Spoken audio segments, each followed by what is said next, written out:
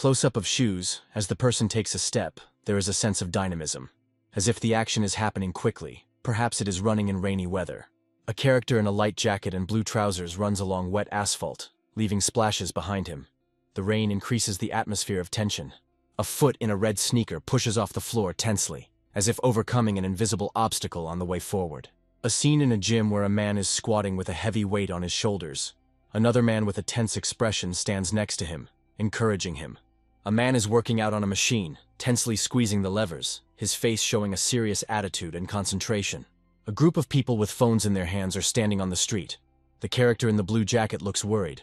Perhaps they received an unexpected message. A view from behind of a man with blue hair, holding some object in his hand. The main character stands in a crowd, looking at the screen of his phone, where he just saw a video. Bewilderment and anxiety are visible in his eyes. He cannot understand why this video looks so realistic. His gaze is intense as he tries to comprehend what he has seen. Questions about what is happening on Earth popping into his head. He looks thoughtfully into the distance, aware of how many fake videos have appeared on the internet lately. The guy looks down, bewildered, seeing someone unexpected in front of him. A strange creature with a bloody leg sits on the ground, chained. The creature, breathing convulsively, utters a few words with difficulty, clearly in great pain. The guy suddenly remembers that he has an appointment with a math tutor. The monster, hearing his words, looks confused and scared, but hope appears in his eyes. He notices that the creature seems to need help, which confuses him. The creature's eyes reflect tears spilling out, symbolizing struggle and internal pain. Doubts torment the guy, because he believes that he is not kind enough to sympathize with the monster. The creature shows an old photograph of his family, in which the three elves are hugging, beaming with happy smiles. It looks at the photo, barely holding back tears. The past comes alive in its eyes, filling them with deep sadness. The young man's face is distorted with surprise and alarm at this unexpected story. The elf hands the hero something like a magic pill, silently handing it over as thanks for his help. The hero holds a magic pill in his hands, immersed in his thoughts, realizing that everything turned out to be completely different from what he thought. Lee holds the magic pill in his hand, puzzled as to its purpose. He looks at it, doubting whether this strange gift can be used at all, especially given its unknown origin. At this moment, the television begins to broadcast an urgent message about mysterious phenomena around the world. The TV screen reports on giant towers that suddenly appeared from underground, leaving everyone in a state of shock. The hero, holding the pill, heads to the window to see if something has happened in his city. A powerful explosion blows out the window, forcing the hero to jump back in an attempt to escape. His gaze is filled with panic and bewilderment, not understanding what is happening around him. People in the city begin to run in fear, screaming and trying to escape from the unknown threat. A tall tower rising above the horizon slowly takes shape, filling the air with an unsettling energy. The tower seems to reach into the sky, its top hidden in the clouds, exuding a mysterious and ominous power. The hero looks at the screen, where they report that a mysterious tower has also appeared in Korea. He holds the magic pill to his lips, not knowing if he is doing the right thing. But the feeling that for the first time he can do something so crazy pushes him. After taking the pill, his body is illuminated with a powerful glow, as if magic itself is penetrating inside. A glowing portal suddenly opens before him, emitting a blinding light. A magic book appears from the portal, shimmering with blue light, as if inviting you to it. He carefully takes the book in his hands, noticing the intricate patterns on the cover. The pages are blank, but it feels like there is great power hidden within them. Suddenly the book opens, and a powerful light comes out of it, which instantly envelops everything around. Finding himself in an unfamiliar place, he sees dense greenery and bright colors around him, completely different from the familiar world. Suddenly a hologram appears in front of him, demonstrating a fiery sword. He reaches for it, realizing that this is only the beginning of an extraordinary adventure. He is overwhelmed by what is happening around him, trying to make sense of the new reality. Holograms filled with information appear before him, and he sighs, realizing that there is a lot of knowledge and skills ahead of him that he needs to master. A sword materializes in his hand, sparkling with magical light, and he grips the hilt tightly, preparing for the test. Smiling, he realizes that his journey has only just begun. A text appears on the hologram in front of him, offering 2 missions: to survive in the forest or to find a way out. Now it is clear that this is not just a game, but a real challenge. He studies the information, taking into account all possible clues, the determination in his eyes growing. Sword at the ready, he prepares for his first training session, feeling his worldview gradually change. A creature appears in front of him, a furry raccoon with a horn on its forehead. The raccoon looks pretty cute, clearly not fitting the idea of what an enemy on this new path should be. The one-horned raccoon suddenly changes, becoming vicious and bearing sharp claws, his eyes flashing with fury. With a loud roar, the creature leaps towards the enemy, preparing to strike from above. The swordsman reacts quickly, swinging his sword sharply and pointing it straight at the enemy. The raccoon falls, and a hologram appears nearby, informing about the experience gained. The hologram displays information about mana consumption during basic sword use, and he understands that the 10 units of mana he has are only enough for 5 attacks. I need to raise my mana level while hunting, he decides, cutting through his enemy. Gripping the hilt of his sword, he aims at his next target, showing complete determination. A powerful swing of the sword cuts through the air, rapidly approaching the enemy. The hologram informs about reaching the 2nd level and restoring mana and health. He notices the light coming from his body and a look of surprise flashes in his eyes. His face is distorted with confusion, because from the hologram he learns that his level will increase more slowly than the others. Lee is puzzled as to why he still has any glasses available. A smile appears on his face as he realizes that his sage status is possibly a powerful bug. He stands over a fallen enemy, holding a sword in his hand, with a hologram hanging nearby showing his current status.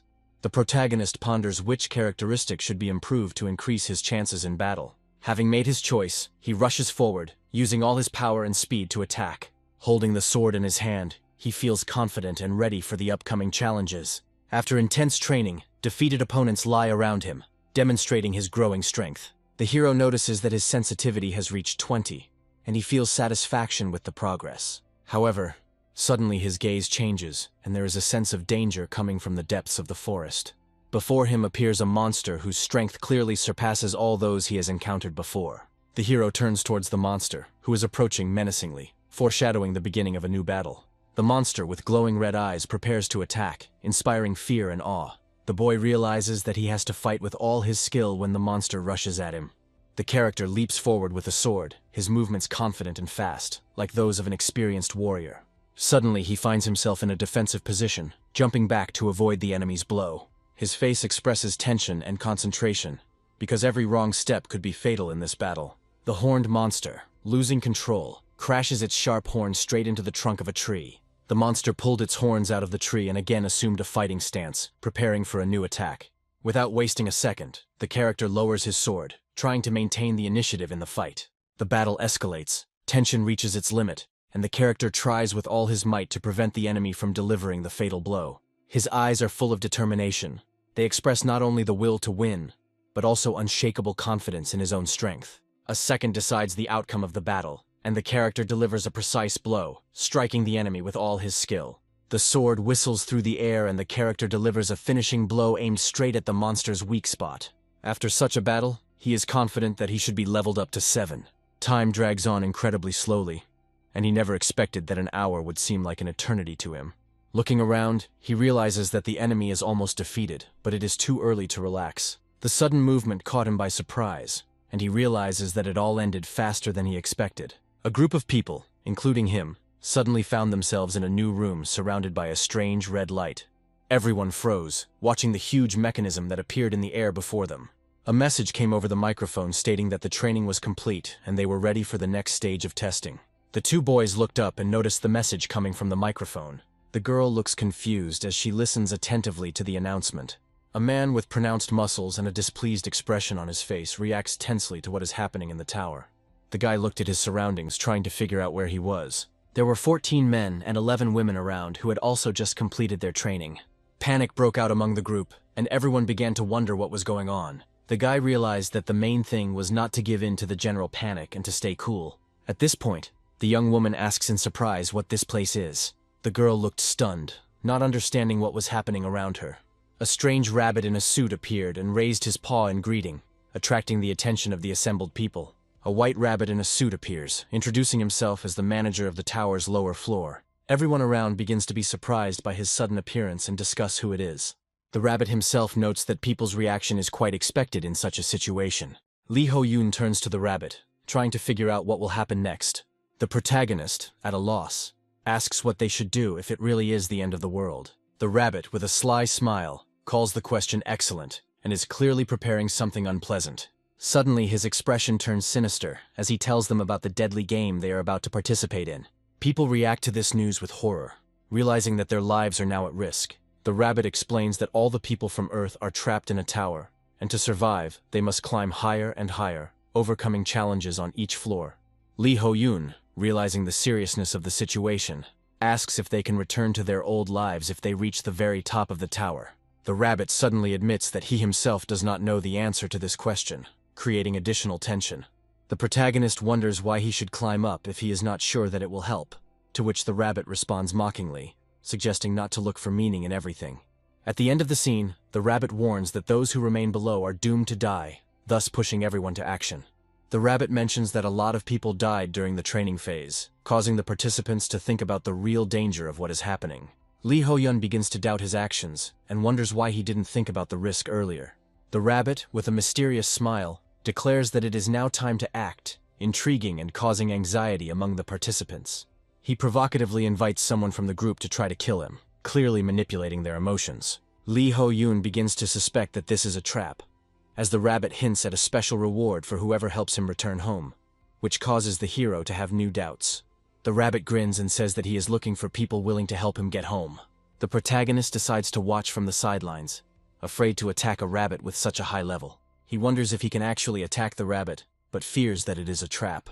He reflects that the advice he has received so far has not led to bad consequences, but he is plagued by doubts. The hero is in a state of stress, wondering how he should act next. One of the participants decides to take the initiative and declares that he is ready to help the rabbit return home, which surprises the others. With a mad determination, this same participant is delighted at the opportunity to return home and expresses confidence that everything will work out. The contestant, with a crazy smile, declares that he will finally be able to return home and threatens that no one will regret it more than his opponent. As the participant prepares to attack, the rabbit suddenly appears in front of him with a sly expression, as if inviting him to continue, but clearly ready for a response. Suddenly the rabbit's fist slams into the opponent's face, knocking him unconscious and revealing its true strength. The rabbit delivers a devastating blow with a bright burst of light, demonstrating its strength. Participants watch in shock, trying to keep their distance as blood from the blow flies past them, causing fear. One of the participants is hit, blood spurts in all directions. The rabbit admits with a cold smile that he accidentally counterattacked, but continues his actions intentionally. The rest of the participants panic, realizing that their comrade was unable to withstand the strength of the rabbit. The protagonist stands in the middle of the chaos, watching as one of the participants ends up dead. He understands that anyone could have been in his place. The rabbit turns to the others with a grin, inviting the next participant to try his luck. The protagonist suspects that the guide lied to him and tries to understand why this happened. In the process, he discovers that he has unlocked new abilities, but does not understand why they have only just activated. Lee Ho-yoon activates the Sage's Eye and begins to see the rabbit differently, realizing that it is just a hologram. He smiles calmly, realizing that he finally understands what is happening and that the rabbit is not really a threat. The hero decides to take on the task and confidently declares his intention to act, despite the low level. Rabbit, realizing that Lee is revealing his deception, mockingly says that level doesn't matter as long as it's for a good cause. The girl tries to stop the main character, pointing out the danger and remembering how another participant was recently killed. The hero confidently replies that he has a plan, reassuring the girl but surprising her. With a slight grin, he warns that he will show something exciting, preparing for action and holding the weapon confidently. The rabbit charges furiously and swings his arm, preparing to deliver a powerful blow. The opponent responds to the rabbit's attack with a decisive parry, demonstrating his agility. A bright light appears in his eyes, indicating that new abilities are activating. Lee Ho-yoon says that the first person who attacked the rabbit turned out to be a hologram created by Kumkum, which explains the rabbit's sudden victory in the battle. The rabbit, who also turns out to be a hologram, begins to disappear, leaving behind only an ironic comment and a hint of Lee Ho-yoon's bravery. Kumkum, with irony and menace, wishes good luck to those who decided to fight, adding drama to the moment. The protagonist breathes out in relief, realizing that his suspicions about the hologram were confirmed, and the threat is not as great as it seemed. A blue ball falls to the ground, which may be some important resource. The participants surround the ball, and the system shows that it is a characteristic point, which creates even more interest. One of the participants notices with surprise that in front of him was not a real body, but a hologram. Lee Ho-yoon is asked how he knew it was all fake, and he explains his observations. Lee says he noticed blood running through the contestant, which led him to believe it was a hologram. Another participant greets the main character, expressing doubts about the correctness of his conclusions. One of the members accuses Lee Hoyun of just being lucky and states that he would have intervened if he had noticed the situation in time. Lee Ho-yoon asks what it means to be in vain, to which he is told that still being at level 1 means either weakness or running away from battle. The red-haired member states that Lee Ho-yoon will die quickly, offering to give him a chance for the sake of all humanity. However, the main character, having received 1 point of characteristics, decisively declares that giving in is not in his habits. The participant disdainfully calls Lee Ho-yoon cannon fodder, marveling at his greed and determination to fight to the end. Lee Ho-yoon muses that, based on experience, it is best to avoid people like his opponent, but wonders how long he can maintain this approach. Suddenly it is announced that from this moment on the distribution of gold will begin, which causes surprise among everyone present. The system informs that gold can be used in the shop, and its amount will increase depending on the number of monsters that the participants destroyed during the training process. One of the participants receives the largest amount of starting gold, 7,400 gold, which surprises everyone else. Kim regrets not hunting better after learning of such a generous reward, and admires the first-place winner. Lee Ho-yoon reflects on his first-place win but doesn't plan to reveal it. He is looking into the possibility of purchasing items and upgrading stats through the interface. One of the participants is outraged by the high cost of improvements and wants to improve his fencing skill. Lee Ho-yoon decides to change out of her gym uniform for more appropriate clothing. A girl approaches Lee Ho-yoon, asking for forgiveness and calling him by name.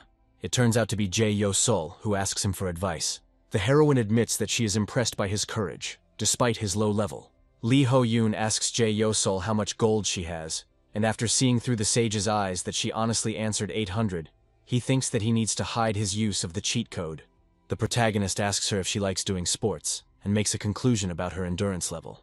Jae-yo-sol thanks him for his advice and promises to follow his recommendations. A mission will begin on the first floor soon, and players are asked to create a team of 3. Players who are not in a group will be randomly assigned, which has caused some concern.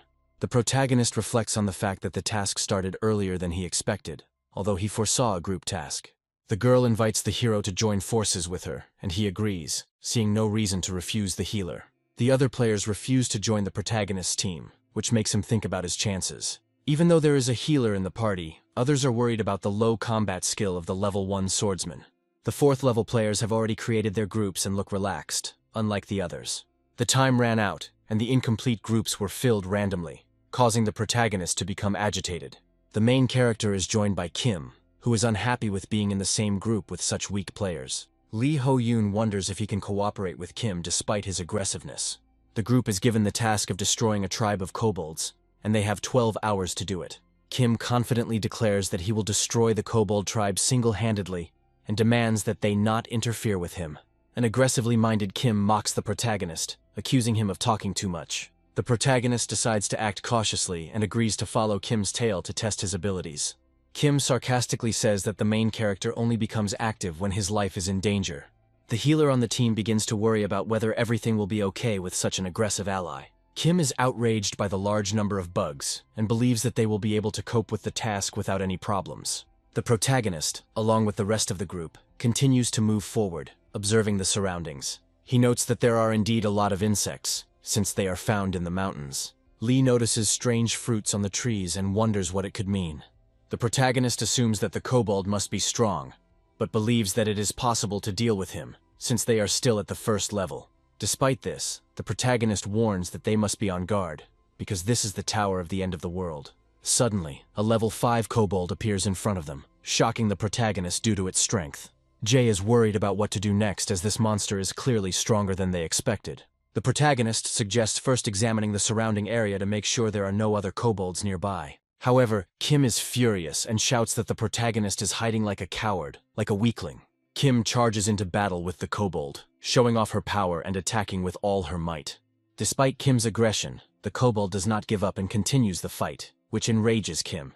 Kim, full of confidence and aggression, taunts the kobold when he sees that he is still holding his own in the fight. Lee admits he underestimated Kim's tenacity and determination. Jay offers his help, using his healing abilities to support Kim in the fight against the kobold. Kim continues to attack, wondering where the rest of the kobolds are. The protagonist realizes that Kim is truly up to his level, and with Jay's help he might be able to defeat the kobold. However, the hero notices that the damage Kim deals is too little for such a fight, and begins to suspect that the kobold has a hidden weakness. The handbook states that kobolds are generally passive monsters that will not attack unless provoked. The protagonist realizes that Kim has essentially stirred up a hornet's nest for no reason by starting this battle. Kim continues to attack furiously, yelling at the kobold to die. Suddenly, a new kobold appears and gets hit by a broken tree that Kim destroyed during the battle, making things even more difficult for the entire team. The tree falls on the kobold's head, but despite this, he barely reacts to the blow. It is suddenly revealed that the kobold is level 6, which shocks Kim and causes him to curse in bewilderment. The new kobold quickly rushes into battle, threatening the lives of Kim and the rest of the group. Jay, noticing the danger, warns Kim, but does not manage to get out of the way of the blow. As a result, she falls to the ground, having received a strong blow and not having time to react to the attack in time. The heroine turns around at the last moment, noticing that a kobold is flying towards her. At this time, the kobold furiously prepares to strike again. A fruit flies straight towards the kobold, but he does not see it, not realizing that it carries a mortal threat. At this point, the protagonist activates his basic swordsmanship and, at the critical moment, cuts the strange fruit on his blade. This fruit instantly deals fatal damage to a kobold, thanks to the power released during a sword strike. The kobold is shocked, his body begins to boil, and he realizes that he was defeated in an unusual way. The defeated kobold loses its powers at the last moment, and begins to disintegrate under the influence of magical damage. When thrown, the fruit explodes in a purple flash, dealing heavy damage to the kobold. The level 6 kobold has been destroyed. Kim is shocked and angry and can't believe that the protagonist managed to defeat the kobold in such a way. Jay joyfully calls out to the protagonist, admiring his actions. The main character admits with a smile that such an outcome of the battle was entirely expected for him. He recalls noticing that the insects were eating all the fruits except one, which led him to wonder about the strangeness of the fruits. They look unusual and mysterious, which immediately attracts his attention and suggests that they can play a key role in his strategy. The poison apples were his key to victory, and he pulled them out of his inventory at the right moment. The handbook explains that kobolds are vulnerable to poison, and the hero used this knowledge to destroy the enemy. The protagonist, after making sure that Jay is okay, helps her up, to which she thanks him for his help. Kim angrily accuses the protagonist of slacking off and hiding in the bushes when the fight begins. The main character looks at him with bewilderment, trying to understand what he is talking about. Kim, convinced that he is right, leaves, believing that the protagonist is indebted to him. The main character just sighs, coming to the conclusion that Kim is not quite right in the head. Kim charges into battle, proudly declaring that he made a name for himself with his fists. He attacks furiously, but the kobold knocks him down with a powerful blow from his club. Despite being wounded, Kim screams that he cannot be stopped and will continue to fight. Kim looks at Lee and Jay in confusion, wondering how they can deal with the kobolds so easily. Kim continues to charge at the kobolds, showing off his strength, but suddenly one of them delivers a powerful blow to his head. As a result of this blow, Kim falls to the ground, unable to defend himself from their attack. Kim tries to defend herself from the blows, covering her head with her hands and not understanding what is happening. Lee suddenly attacks the kobolds that were attacking Kim, quickly disarming them with his sword. After a powerful attack, the kobolds can't take it anymore and explode, flying in all directions. Lee stands in front of the defeated Kim, demonstrating his superiority. After the monsters are defeated, Kim begins to laugh in relief and is happy that it's all over, expressing a mixture of joy and shock at what happened. Everyone returns to the lobby after completing the task. Kim kneels before Lee, amazed by his strength, and calls him Sir. Jay and Lee level up, leaving Kim to watch in frustration. Despite her internal struggle with shame, Kim realizes that she cannot back down from her path. They realize that they completed the task faster than anyone else, thanks to their knowledge of the kobold's vulnerabilities. The girl admires the protagonist's observation, admitting that she herself would not have guessed to use poison. The main character sheepishly notes that without the girl's support, it would have been much more difficult for them. The hero notices the other teams returning through the portal, watching their arrival closely. The heroine joyfully welcomes the return of another squad, noting their success. The protagonist thinks that the other teams probably also figured out how to use poison. The next squad returns, but without one member, which is worrying. The heroine asks in surprise where the third member of the team is. The surviving participant, with pain in his voice, explains that only 2 were able to return. A flashback shows the party members fighting the kobolds while 2 try to escape. Despite the losses, the first level task was completed by all units. Ju reports with concern that not all of the troops have returned. Lee receives information that 8 players have not returned from the mission. The hero reflects that although he expected that not everyone would return alive, he did not think that so many people would die. The rewards for completing the first level task are calculated, and the players who have returned in full force are shown. Lee, Jae, and Kim look at their results and realize that their squad completed the task first. Lee and his team receive information that they completed the task first. Lee wonders which squad got it done first. The main character thinks that it will not be possible to hide the fact of the primacy, since the second squad already knows. Lee decides to tell Wee, admitting that their squad was the first. Kim happily agrees with the result, and adds that it was an obvious result, seeing nothing surprising in it, and asking the others not to be upset. Players from other squads are surprised that they were the first ones. Kim reacts emotionally to the player's remark and asks him a question, actively gesturing. The protagonist notices in his mind that Kim seems to have forgotten about his recent failure with the kobolds. Some participants discuss how Lee, despite his level, took first place and received an award.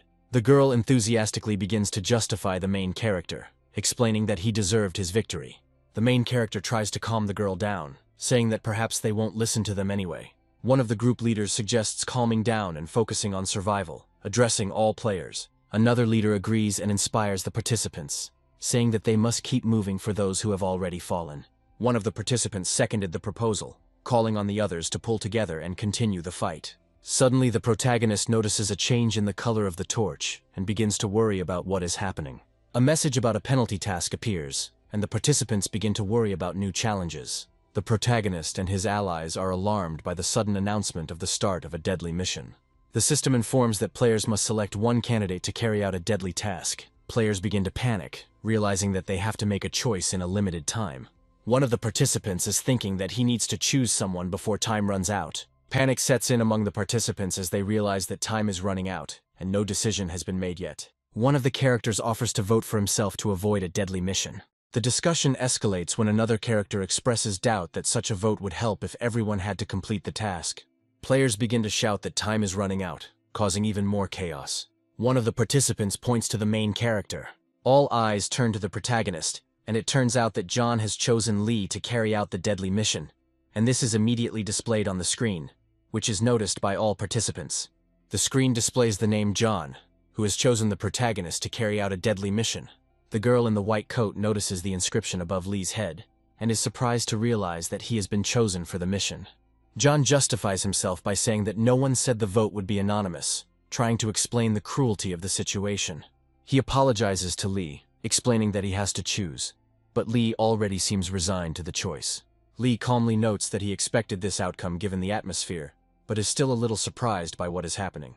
John admits that despite everything, he does not want to die, revealing his inner struggle. Jay tries to come up with a plan where everyone votes for themselves and Lee chooses John. One of the characters remarks that this plan may not work, showing doubts about the effectiveness of the idea. Lee reflects on how trust among the participants has already been eroded, making the situation worse. Everyone starts voting for the main character, and his name gradually gains votes, which causes growing tension among the other participants, who realize that the choice has already been made. The protagonist notices that everyone is starting to vote for him to complete the deadly mission. He understands that the reason for this decision is his low level. The girl is outraged by the cruelty of the others, considering their actions inhumane, and calls for justice. Some players appear guilty, justifying themselves by saying that they did nothing wrong directly, even though the masks of their true intentions have already been removed. A red funnel begins to open up in front of the main character, causing him shock and fear for his life. He realizes that this is reality and is forced to face the inevitability of the task. The girl, watching what is happening, cannot hide her shock, calling his name. Lee, feeling the looks of guilt and relief on his face, realizes that he has no choice but to step forward and accept his fate. The protagonist realizes that he has no choice but to enter the funnel, and he takes a decisive step. Blue energy begins to surround his body, as a symbol that he has accepted the challenge and is ready for the test ahead. Jun Sung, despite his sadness, notes that even in this situation, they still have connections and friendships that they don't want to break. The red-haired guy responds skeptically by noting that everyone gets what they deserve, which causes misunderstanding in Jun Sung. Frustrated, he explains that the protagonist was only trying to take advantage of the situation, while his power was pulling the entire team forward. The girl objects, reminding them that thanks to Lee's abilities, the team was able to cope with the task. The heated red-haired man claims that Lee was simply lucky, and that he made the decisive blow when he himself was already knocked down. The girl insists that the main character saved him from certain death, to which he only reacts angrily, not agreeing. Kim wonders if Lee has really done anything important for the team. June expresses hope that Lee is as good as Healer Jay, The girl, remembering Lee's words, confidently says that everyone will be able to see with their own eyes what the main character is capable of. Confident of victory, she firmly believes that Lee will return safe and sound. The protagonist slowly walks through the empty camp, noticing that the kobolds look completely different than before, and the feeling of anxiety begins to intensify. He looks at a hologram that offers to take part in a dangerous task with a high chance of success, which promises a worthy reward. The protagonist remembers that he needs to take his mind off Kim's recent antics. He continues walking through the empty camp, unaware that 3 malevolent creatures are watching him from the darkness, lurking in the shadows and preparing to attack. 4 huge monsters with brightly glowing yellow eyes, grinning viciously, approach, exuding fury and threatening power. The leader of the monsters, with a terrifying red eye radiating fury, towers over the others. The leader of the monsters and his subordinates rush forward in a furious impulse, their eyes blazing with a bright fire, and the speed and power of the attack seeming unstoppable. Lee's hand clutches a strange fruit, from which a bright purple energy bursts out, tearing it apart and creating an atmosphere of mysterious magical power. The protagonist pours the purple liquid from the fruit onto his sword in preparation for the upcoming battle with the 12th level boss monster. Realizing the seriousness of the confrontation, the hero fights 2 advancing monsters, confidently repelling their attacks with a sword covered in purple liquid. He dodges the monster's spear while delivering a precise blow with his sword. With a whirlwind of purple light, he instantly dispatches several opponents, piercing them with his sword. Taking a deep breath, he realizes that all the minor enemies have been defeated, leaving only one main enemy left. He gets ready to fight with determination as he watches the approaching boss monster of the Death Quest. In a sharp movement, attacks the monster, dealing a crushing blow and knocking it off its feet. With a serious expression on his face, he prepares for the next attack, not giving the monster a chance to strike back. Lee is surprised to see that his opponent has minimized the damage by stepping back at the moment of impact. The enemy shows off the skills expected of a Death Quest boss monster, surprising with speed and strength. The monster suddenly rushes forward with incredible speed, leaving behind only a whirlwind of dust. The main character attacks the monster with a series of quick strikes, causing the enemy's health to rapidly decrease. Suddenly, something strange happens. His sword suddenly gets stuck in the monster's body, causing surprise. The enemy freezes in place, as if unable to move, while he watches the scene in bewilderment. Lee looks at the frozen monster in bewilderment, not understanding what is happening. Suddenly, the monster moves and cuts Lee, dealing a serious blow. The scene shifts to the lobby where Kim promises to guide everyone to the end of the level. The man asks with disdain why one should pray for a person who is already doomed to die. The girl, without holding back her emotions, reproaches him for his lack of conscience, reminding him that even in such times one must maintain humanity. Kim sarcastically remarks that the chances of Lee returning unharmed are 0. The girl is outraged that Kim does not show sympathy, reproaching him for his lack of conscience even in such circumstances. She wonders if this is really a portal in front of her that could bring Lee back. A portal appears behind the group, drawing their attention and causing excitement among all participants. The protagonist emerges from the portal, surrounded by a bright blue glow. One of the participants watches the scene with a surprised smile, while the other character looks worried. The protagonist's face lights up, highlighting his determination as he finally emerges from the portal. A deep cut is visible on his clothes, which begins to heal with the help of magical energy. In the next shot, he looks straight ahead with a slight smile, confidently declaring that he is back. The kobold chieftain's eyes begin to turn red, signaling that his abilities are increasing. The protagonist realizes that the monster's abilities have activated when its eyes turn red. After being wounded, he sees that his health has dropped sharply to 32%, and he urgently needs to stop the bleeding. A monster with glowing red eyes rushes towards the hero, leaving him no time to catch his breath. The red-eyed monster delivers a powerful blow with its sword, attempting to break through Lee's defense and end the fight. Lee dodged the attack as the kobold leader launched a powerful blow straight into the tree behind him. The enemy's blow was so powerful that it punched a hole in the tree as if it were soft. The protagonist, realizing that his enemy is much stronger, suddenly comes to an important conclusion. Suddenly, Lee realizes that the sword is not the only weapon he can use. He comes to the conclusion that although a sword cannot penetrate a wall, a nail can damage it. He decides to try a new approach to combat, relying on his tactics and determination. As the monster lunges at him, he prepares to use his own momentum against him. Lee adds weight to his attack and delivers a powerful blow. The enemy flies into the air, struck by a precise and destructive attack. The kobold chieftain, with red glowing eyes, makes a powerful attack, clutching his blades in his hands. The protagonist, gathering all his will, pierces the enemy with his sword, directing all his strength into this decisive blow. After the attack, Lee continues to hold the weapon resolutely, without loosening his grip. The protagonist is happy that his plan worked, expressing relief and confidence. Someone's quick steps are heard on the floor, approaching the main character. The hero suddenly turns his head towards the sound, sensing someone approaching. The girl shouts the main character's name with joy and relief, rushing towards him with outstretched arms. Kim suddenly gets ahead of the girl, pushing Jae away before she can get close to Lee. The woman in the white coat flies back, as if someone had pushed her aside with a strong movement. Finding herself on the ground, she is stunned by what happened and is confused, trying to understand what just happened. The protagonist suddenly finds himself in the tight embrace of a man with red hair. Looking slightly confused by such a stormy meeting, Kim happily hugs Lee, expressing her confidence in his return. He states that even a deadly mission won't stop his brother, while Lee is clearly annoyed by the hug. The group of participants asks in disbelief if Lee actually carried out the deadly mission. Kim looks at the participants with concern, realizing that the situation is becoming more serious than he expected. One of the participants expresses joy that Lee is okay, but wonders why Lee's level has not changed after completing the task. Kim is also surprised that Lee hasn't leveled up despite completing the death quest. People around discuss the situation, recalling that Lee remains on the second level as before, hinting at a repeat of the strange situation. Lee thinks silently, thinking that he has become accustomed to such circumstances, but inside he still feels disappointed. In the past, Lee has been accused of cheating on an exam despite his best efforts, which causes discontent among those around him. There is talk now that Lee could have hidden and bided his time, as he did before, hinting at his past tricks. Lee is focused and determined to take the next step, despite the mistrust of others. The girl fiercely defends Lee, reminding everyone that he has already proven his strength by surviving a deadly mission. She confidently supports Lee, reproaching those around her for their ignorance of the situation.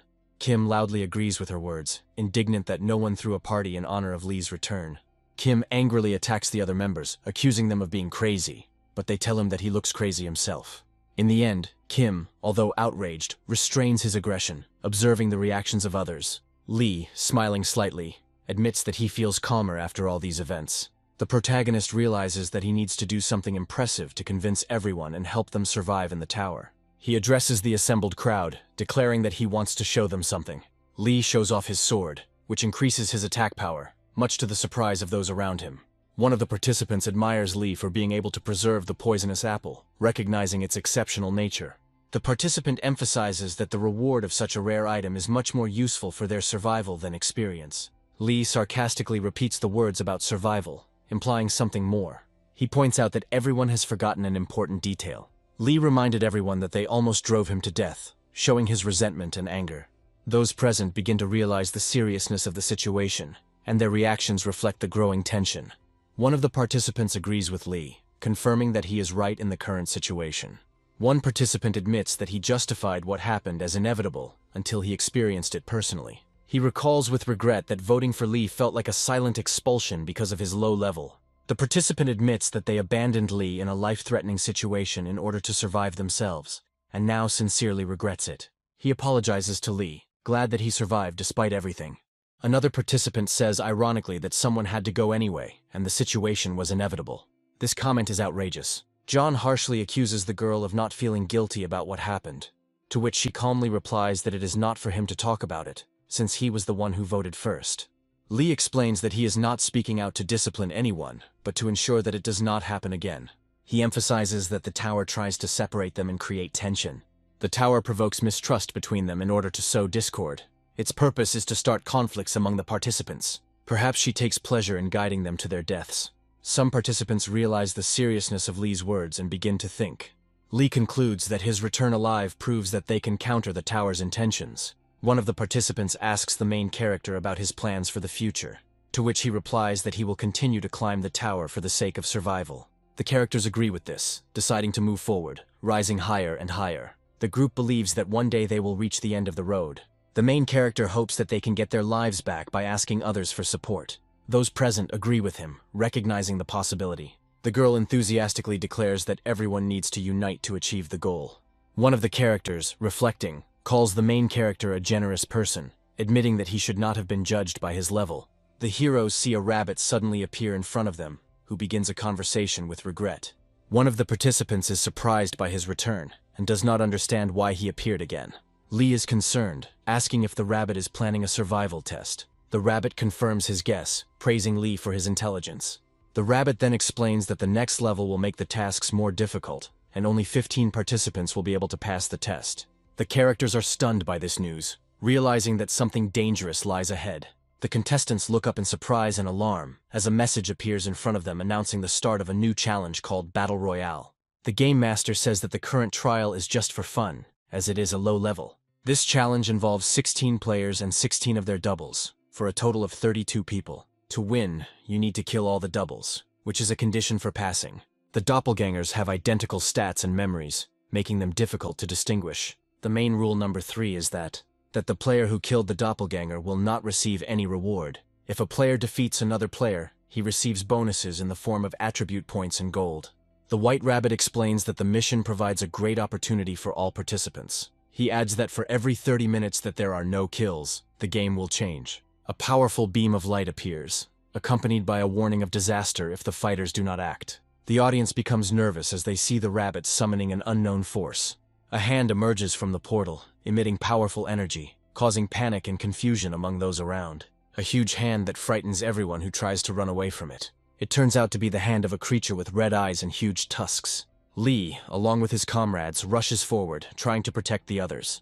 His face is tense, and he realizes that the monster expects them to fight. All three take cover on the ground, trying to hide from the monster, clinging to each other. The red-eyed monster continues to approach, showing its power and threatening everyone around. The main character screams in panic that this is a real disaster. Another character, lying on the floor, exclaims in shock that he passed the first floor easily, but cannot cope with this situation. The girl desperately screams that she doesn't want to die and calls for help. The protagonist notes that the people around him are in a panic. A huge creature appears, swinging its fist, preparing to attack. One of the characters falls into the unknown with a scream, finding himself in front of the enemy. Lee rescues his companion, carrying him away from the battlefield while chaos continues in the background. The protagonist is alarmed that the second floor mission has not yet begun, but dangerous events are already happening. The rabbit lying on the ground appears to be very scared and is shaking with fear. The protagonist ponders that perhaps the rabbit is trying to convince everyone of the seriousness of the mission. He realizes that this may just be a show, since they were not actually hurt. The characters are thrown into the air, apparently under the impact of a powerful blow. One of the heroes fires an arrow with great force, aiming it at the enemy. A man in a leopard shirt throws a huge rock with force, trying to deal a crushing blow. The protagonist realizes that the situation is much more serious than it seemed. And this is not just a show, they are really going to be killed. One of the participants shouts that there is no more mana left, and although there are no deaths yet, it is only a matter of time. A huge green enemy hand comes crashing down. One of the characters screams, "Again!" Lee orders a retreat, realizing that the situation is becoming increasingly dangerous. He decides that there is no time to think, and if the enemy is not stopped, they will all die.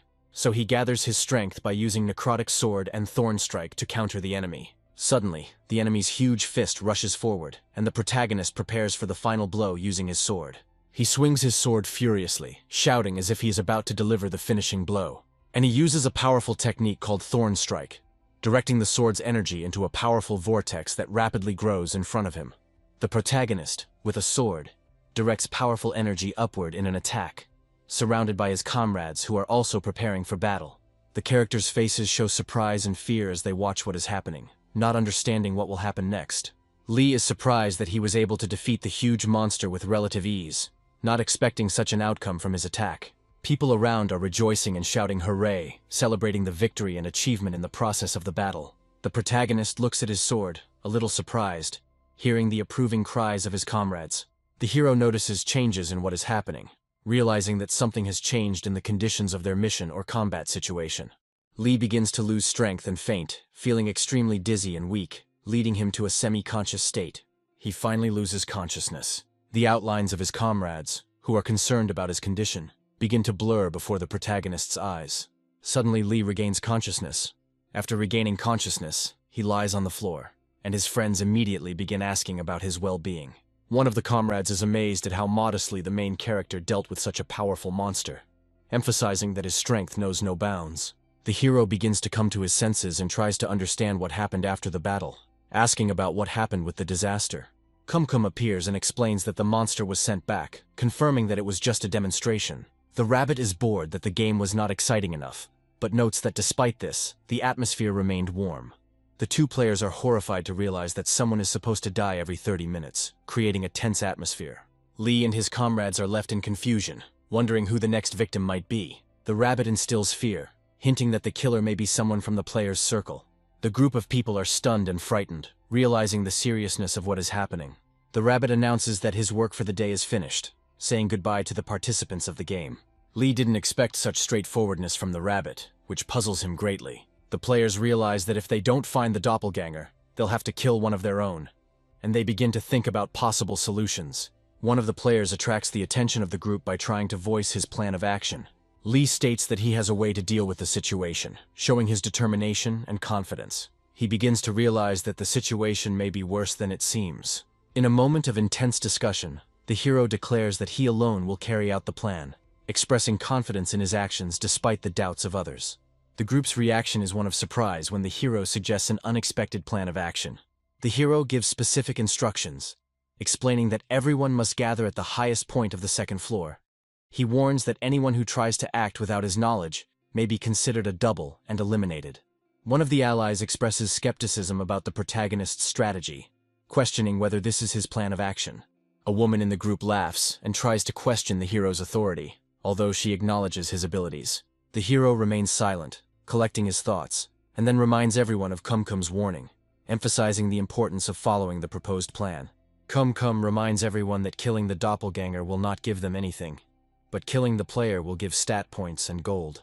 Amidst the bloody conflict, the fighting characters understand that their task is to kill the doubles, but the hero realizes that the tower is clearly pushing them to kill each other. Lee is adamant that he will no longer follow the tower's rules, believing that another course of action would be more correct and effective. The girl asks irritably where exactly they should meet, to which the man next to her looks thoughtful, supporting the proposal under discussion. The man agrees with the proposal, raising his hand in approval, and adds that this will help them minimize losses. The two characters' gazes meet, and one of them asks if his interlocutor will be able to recognize the double among the group. A confident smile appears on the man's face, and he confidently replies that, of course, he can do it. The tall guy in the leopard print shirt looks disgruntled, musing out loud about how they're all gathered at the highest point and doing nothing. The guy looks around warily, perhaps hearing some sounds or feeling that someone is watching him, keeping everything under control. The tension is noticeable on the guy's face.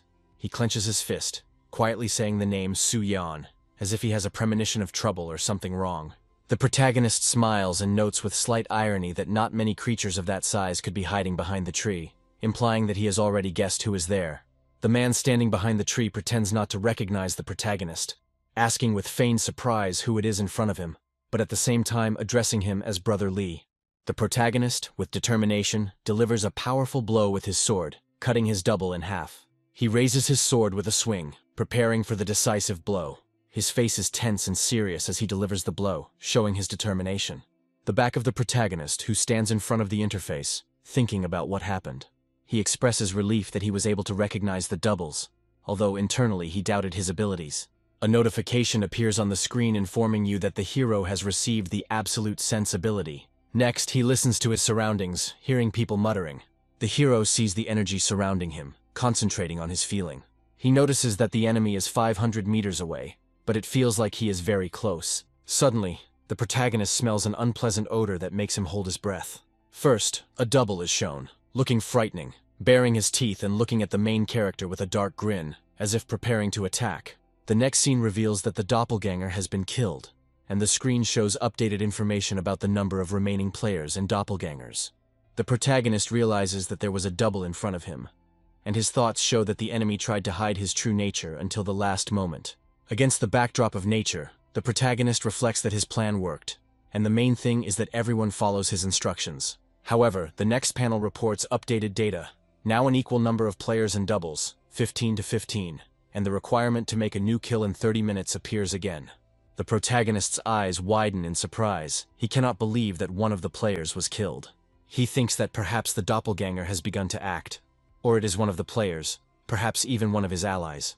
Lee runs determinedly, clutching his sword, in search of the killer, trying to find him as quickly as possible. Then he climbs the tree with lightning speed, showing off his strength and speed as he heads towards his target. The protagonist reflects on the fact that while he was fighting one double, another player was killed. and he decides that he must find the killer. The hero notices that someone is ahead and quickly moves towards the target from the tree. He sees a figure with a sword, immersed in a glow, which causes his immediate reaction.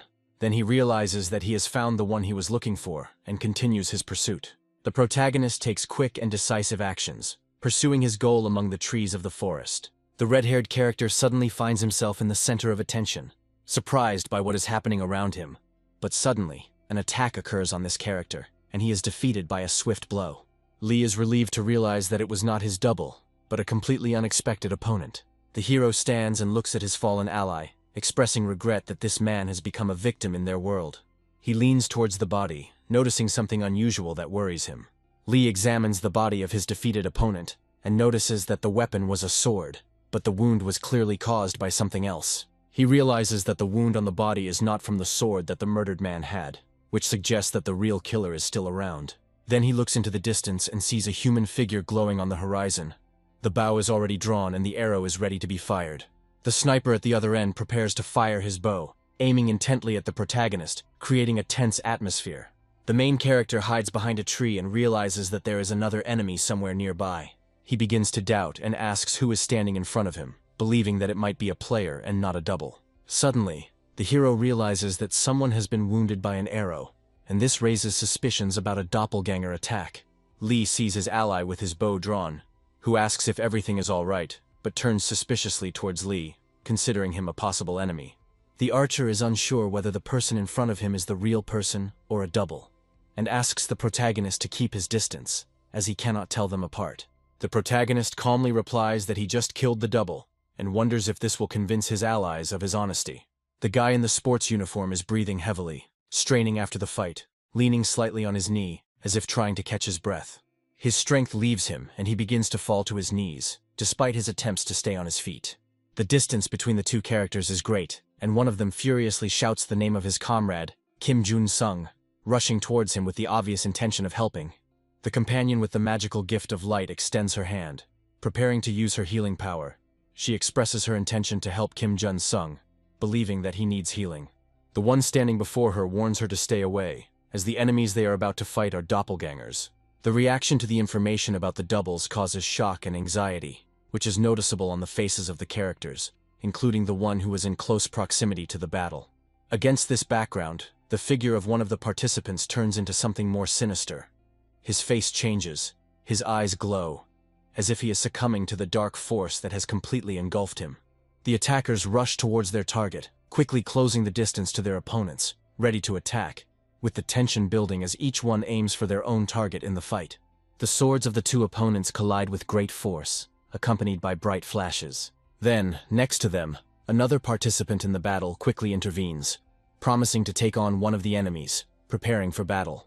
The character ponders intensely over why the doubles act so confidently in front of him, especially the girl's double. He realizes that she is the one who knows his powers best, which makes him think about his next steps. The healer's double looks ready to attack, while the other opponent, on the contrary, is already rushing into battle with a sword. A powerful blow is delivered with the sword, causing destruction on the ground. The character suddenly finds himself in the air, his body rapidly turning over. The scene heats up as the protagonist once again prepares for another fight with the enemy, which increases the tension of the situation.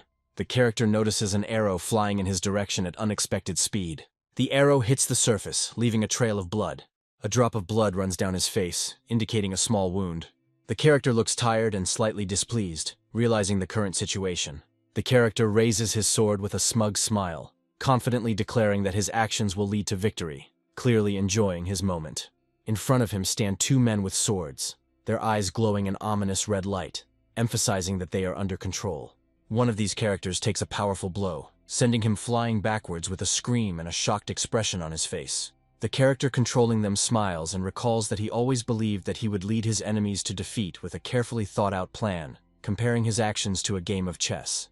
A moment later, he realizes his excessive cruelty, wipes the blood from his hand, and admits with a slight smile that he got a little carried away, as if it were an accident.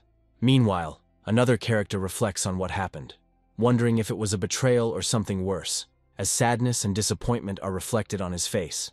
The archer mockingly wonders if his actions were motivated by anger, his face contorted into an evil grin, as if he had lost all control of himself. His opponent, with cold determination and a slight smile, says that he has always waited for his true nature to be revealed. But even in this, he underestimated the madness of his opponent.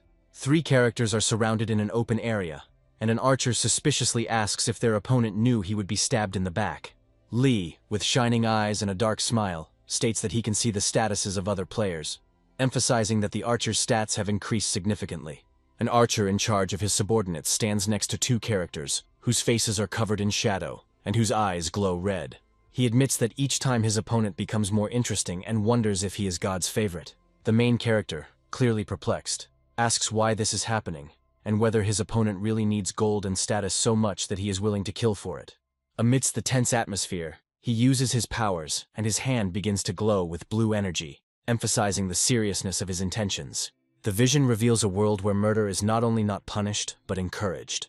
The archer talks about this world with an expression of pleasure and audacity. Then, the question of why not kill suddenly bursts out of the opponent's mouth, accompanied by an aggressive gesture aimed at using force against his enemies. The character recalls the past, believing that his opponent had no choice but to hide his true identity. The archer fires an arrow, aiming at the protagonist, and his attack becomes an unexpected turn in the battle, threatening to break through the defense and hit the target. The main character deftly dodges the fired arrow, demonstrating his speed and skill in combat. The character, realizing the truth, notices that the archer had been pretending all this time, hiding his true nature. The character falls down, simultaneously attacking 3 of his opponents with great speed, demonstrating his superiority in strength. All 3 opponents are drawn into the fight, and one of them attacks with a powerful slashing motion, creating a bright light effect. The protagonist performs a quick turn to avoid the enemy's attack, while still maintaining control of the situation. Arrows fly after him, which he deflects with incredible speed and dexterity, demonstrating his skill. The next arrow flies towards him quickly, and he realizes that the follow-up shot was made for the finishing blow. He expertly dodges the arrow, moving at incredible speed, allowing him to avoid the fatal blow. The guy deftly dodges the arrow, sliding through the air. Landing in a fighting stance, he notices an arrow hitting the tree behind him. Lee confidently states that the archer did not show all of his skills. In front of Lee, 2 fighters slowly rise up, surrounded by an ominous green aura. The man opposite, already ready for battle, stands confidently with a blade in his hand. The archer managed to convince the doppelgangers to fight on his side, a fact that underlines the seriousness of the situation.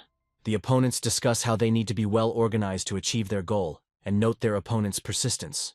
The archer begins to spin the arrow in his hands, preparing for the next maneuver. He coldly warns that the more the protagonist resists, the more painful the fight will be for him. He smirks as he considers his actions and takes out his bow, already preparing his next move. The archer fires 3 arrows at once, while the remaining enemies try to attack from behind, trying to catch Lee off guard. Lee's ultimate sense activates, allowing him to sense danger before it reaches him. Using his unique skill, the protagonist gathers strength for an attack, preparing for a counterattack. Suddenly, the hero finds himself surrounded by several arrows fired by an archer. Lee instantly rushes forward, quickly attacking one of the doppelgangers. The pink-eyed healer prepares to release a powerful blast of energy. The surprise attack seems to catch her off guard, and she doesn't have time to complete the spell. Lee moves forward, leaving behind his fallen enemies, and prepares for the next step in the fight. The archer sweats profusely, fearing his opponent and realizing the seriousness of the situation. His legs give way, and he falls to his knees in surrender, completely broken. He begs the protagonist to spare him, screaming with pleading and panic in his voice. Giving in to fear, the archer admits his mistake, saying that he crossed the line in trying to stop the protagonist. However, in a desperate attempt to resist, the archer attacks again in a final dash. The protagonist responds to this attack with a decisive counterattack, seizing the initiative. The archer, bleeding, screams in pain as he falls to the ground. A drop of blood falls from the sword, symbolizing the victory of the protagonist over the enemy. The system informs the hero that he has opened the path of the flesh after committing a murder, offering him a new challenge. The protagonist, surprised by what is happening, sees red energy wrapping around him, offering bonuses for accepting the challenge. The hologram states that if Lee becomes a killer, he will receive enormous benefits. The protagonist tries to protect himself from the force surrounding him, feeling the pressure. A creature appears from bright red swirls, capturing the space around. A figure appears before him, the embodiment of a challenge, ready to offer a deal. Lee is shocked by the sudden appearance of this mysterious entity. He is shown what bonuses he will receive by accepting the challenge, including legendary skills and significant stat increases. The protagonist recalls how he destroyed the doubles without hesitation, realizing that they were not real people. He also reflects on how his enemies grow stronger with every step he takes, as some of them have chosen the path of the killer.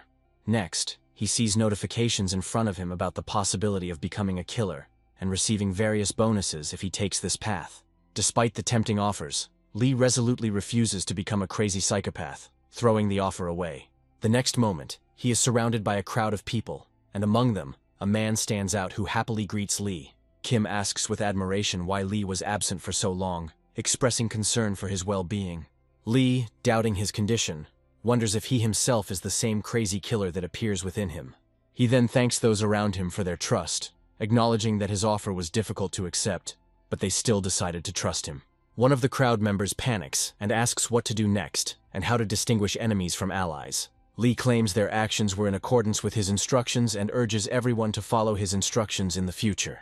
The main character's double appears and walks with a confident gait. The protagonist looks at his double, realizing that there is a serious fight ahead. He sees his double, realizing that a collision is inevitable. Surprised observers notice the presence of two identical Lees and cannot determine which one is the real one. Two identical Lees stand opposite each other, creating a tense atmosphere among those around them. The crowd froze, realizing that the denouement could come at any moment, and fate depended on who would emerge victorious. The protagonist is internally preparing for the fight, knowing that the problem has already begun and cannot be avoided. He recalls that his carefully thought-out plan fell apart because the archer suddenly turned out to be a psychopath and ruined all the plans. Now it's a game between Lee and his double, where the stakes have been raised to the limit. The observers ask the protagonist to sort out the situation, as they cannot determine which of Lee is the real one. Lee and his double stand opposite each other, and one of them wonders who these dead doubles are. The protagonist realizes that proof of the existence of doubles confirms his status as a player. He and his doppelganger report that several players, including Kim Jun-sung and others, have been caught. A group of people watching the situation look extremely surprised and shocked by what is happening. Lee is confused and wonders why things turned out this way. The double confidently asks everyone to think carefully about what is happening. He explains that he developed a trusting relationship with Kim and Jae during the first mission, and that it was their doubles that he killed first. The double asks how likely it is that what happened. Lee notices that the double has taken the initiative, which surprises him. One of the characters suggests that Lee is trying to use the situation to his advantage, which becomes obvious to some observers. The main character's double makes a statement when he says that Kim Jun-sung is a double and killed the real one himself. When recalling Kim Jun-sung, the hero describes him as a high-level member of their zone and a leader who supported them during difficult times. The girl claims that it is impossible to imagine Kim Jun-sung's death, even if the real Lee is in front of them. The double doubts whether the killer can be trusted and how true his words are. While the doppelganger claims not to know how Kim Jun-sung actually died, he notes that it is too late to change anything. The double mockingly accuses the protagonist of murder, pointing at him and calling him a double. The protagonist is struck by the realization of the situation, which is expressed in his tense and puzzled look. The woman claims that everything is obvious and calls on the others to destroy the double in order to deal with the remaining threats. The man in the leopard print insists that one cannot judge by one side's words alone and suggests caution. The characters notice that there is no more time for caution, as there are only a few minutes left before the disaster. The protagonist calmly admits that he killed Kim Jun-sung, which shocks those around him. He walks next to his double, and the double asks him if he gives up. Lee suddenly reaches for his weapon, hinting that there is a secret that even his double knows. With fury, he declares that the archer has turned out to be a traitor, decisively attacking him. Kim Jun-sung is fatally wounded, leaving all witnesses in shock. The girl screams his name in panic, not believing in his death. The double demands an answer to the question of why his opponent runs away despite their fight. He realizes that the situation is more complicated than it seemed, and begins to doubt what is happening. One of the fighters realizes that if the double is a traitor, then the real Lee must be the killer. Suspicions are heightened when another member confirms his hunch that the real Lee killed Kim Jun-sung, changing the perception of what is happening. John recalls that it was this man who brought everyone together, and they believed that the odds were in their favor. Reflecting on the situation, he remembers that if a doppelganger kills a player, they cannot attack without risking being discovered. He then muses that if Lee can really see doppelgangers, then killing the doppelganger will prove that he is the real thing. At this moment, the main character is surprised and wonders if the archer was just killing others. He reflects that Kim Jun-sung was a devil in the guise of an angel, hiding his true identity. One of the group members is in a panic and cannot understand how all this happened. Shocked by what is happening, she remembers how the archer saved her on the last mission. The group member cannot forgive the insult inflicted on Kim Jun-sung, harboring a deep grudge against it. Mad with rage, she attacks with a scream, not ready to forgive what happened. Suddenly, the girl received a sharp blow and it caught her by surprise. She feels a sharp pain from the arrow that hit her back and turns around in confusion, trying to understand who attacked her. A look of confusion appears in her eyes when she sees the man she thought was her ally, Kim Jun-sung. Lee is outraged that Jun-sung still seems to be full of energy and tries to understand how he managed to survive. Jun-sung screams how he missed these emotions and faces, clearly enjoying the chaos that is happening.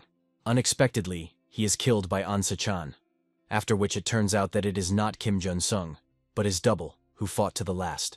One of the other members apologizes to Lee, admitting that he doubted his abilities and now doesn't know what to do next. A discussion begins among the survivors about whether Jun-sung was actually killed or if it was his doppelganger, leading to panic.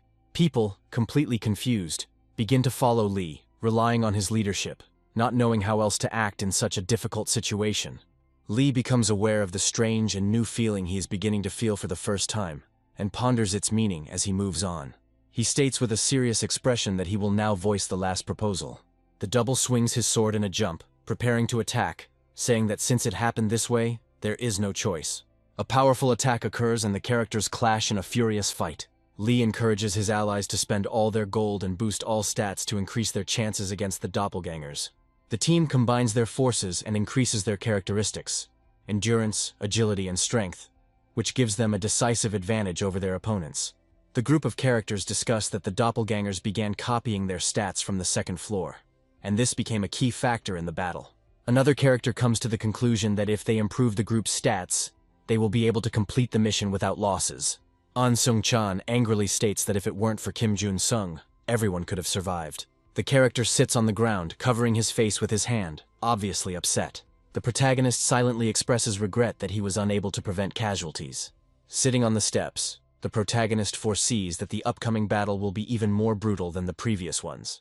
He wonders why he was the one given this special ability, trying to find the reason for his situation. The protagonist clenches his fist and reflects on the fact that, despite all the difficulties, he has people who believe in him.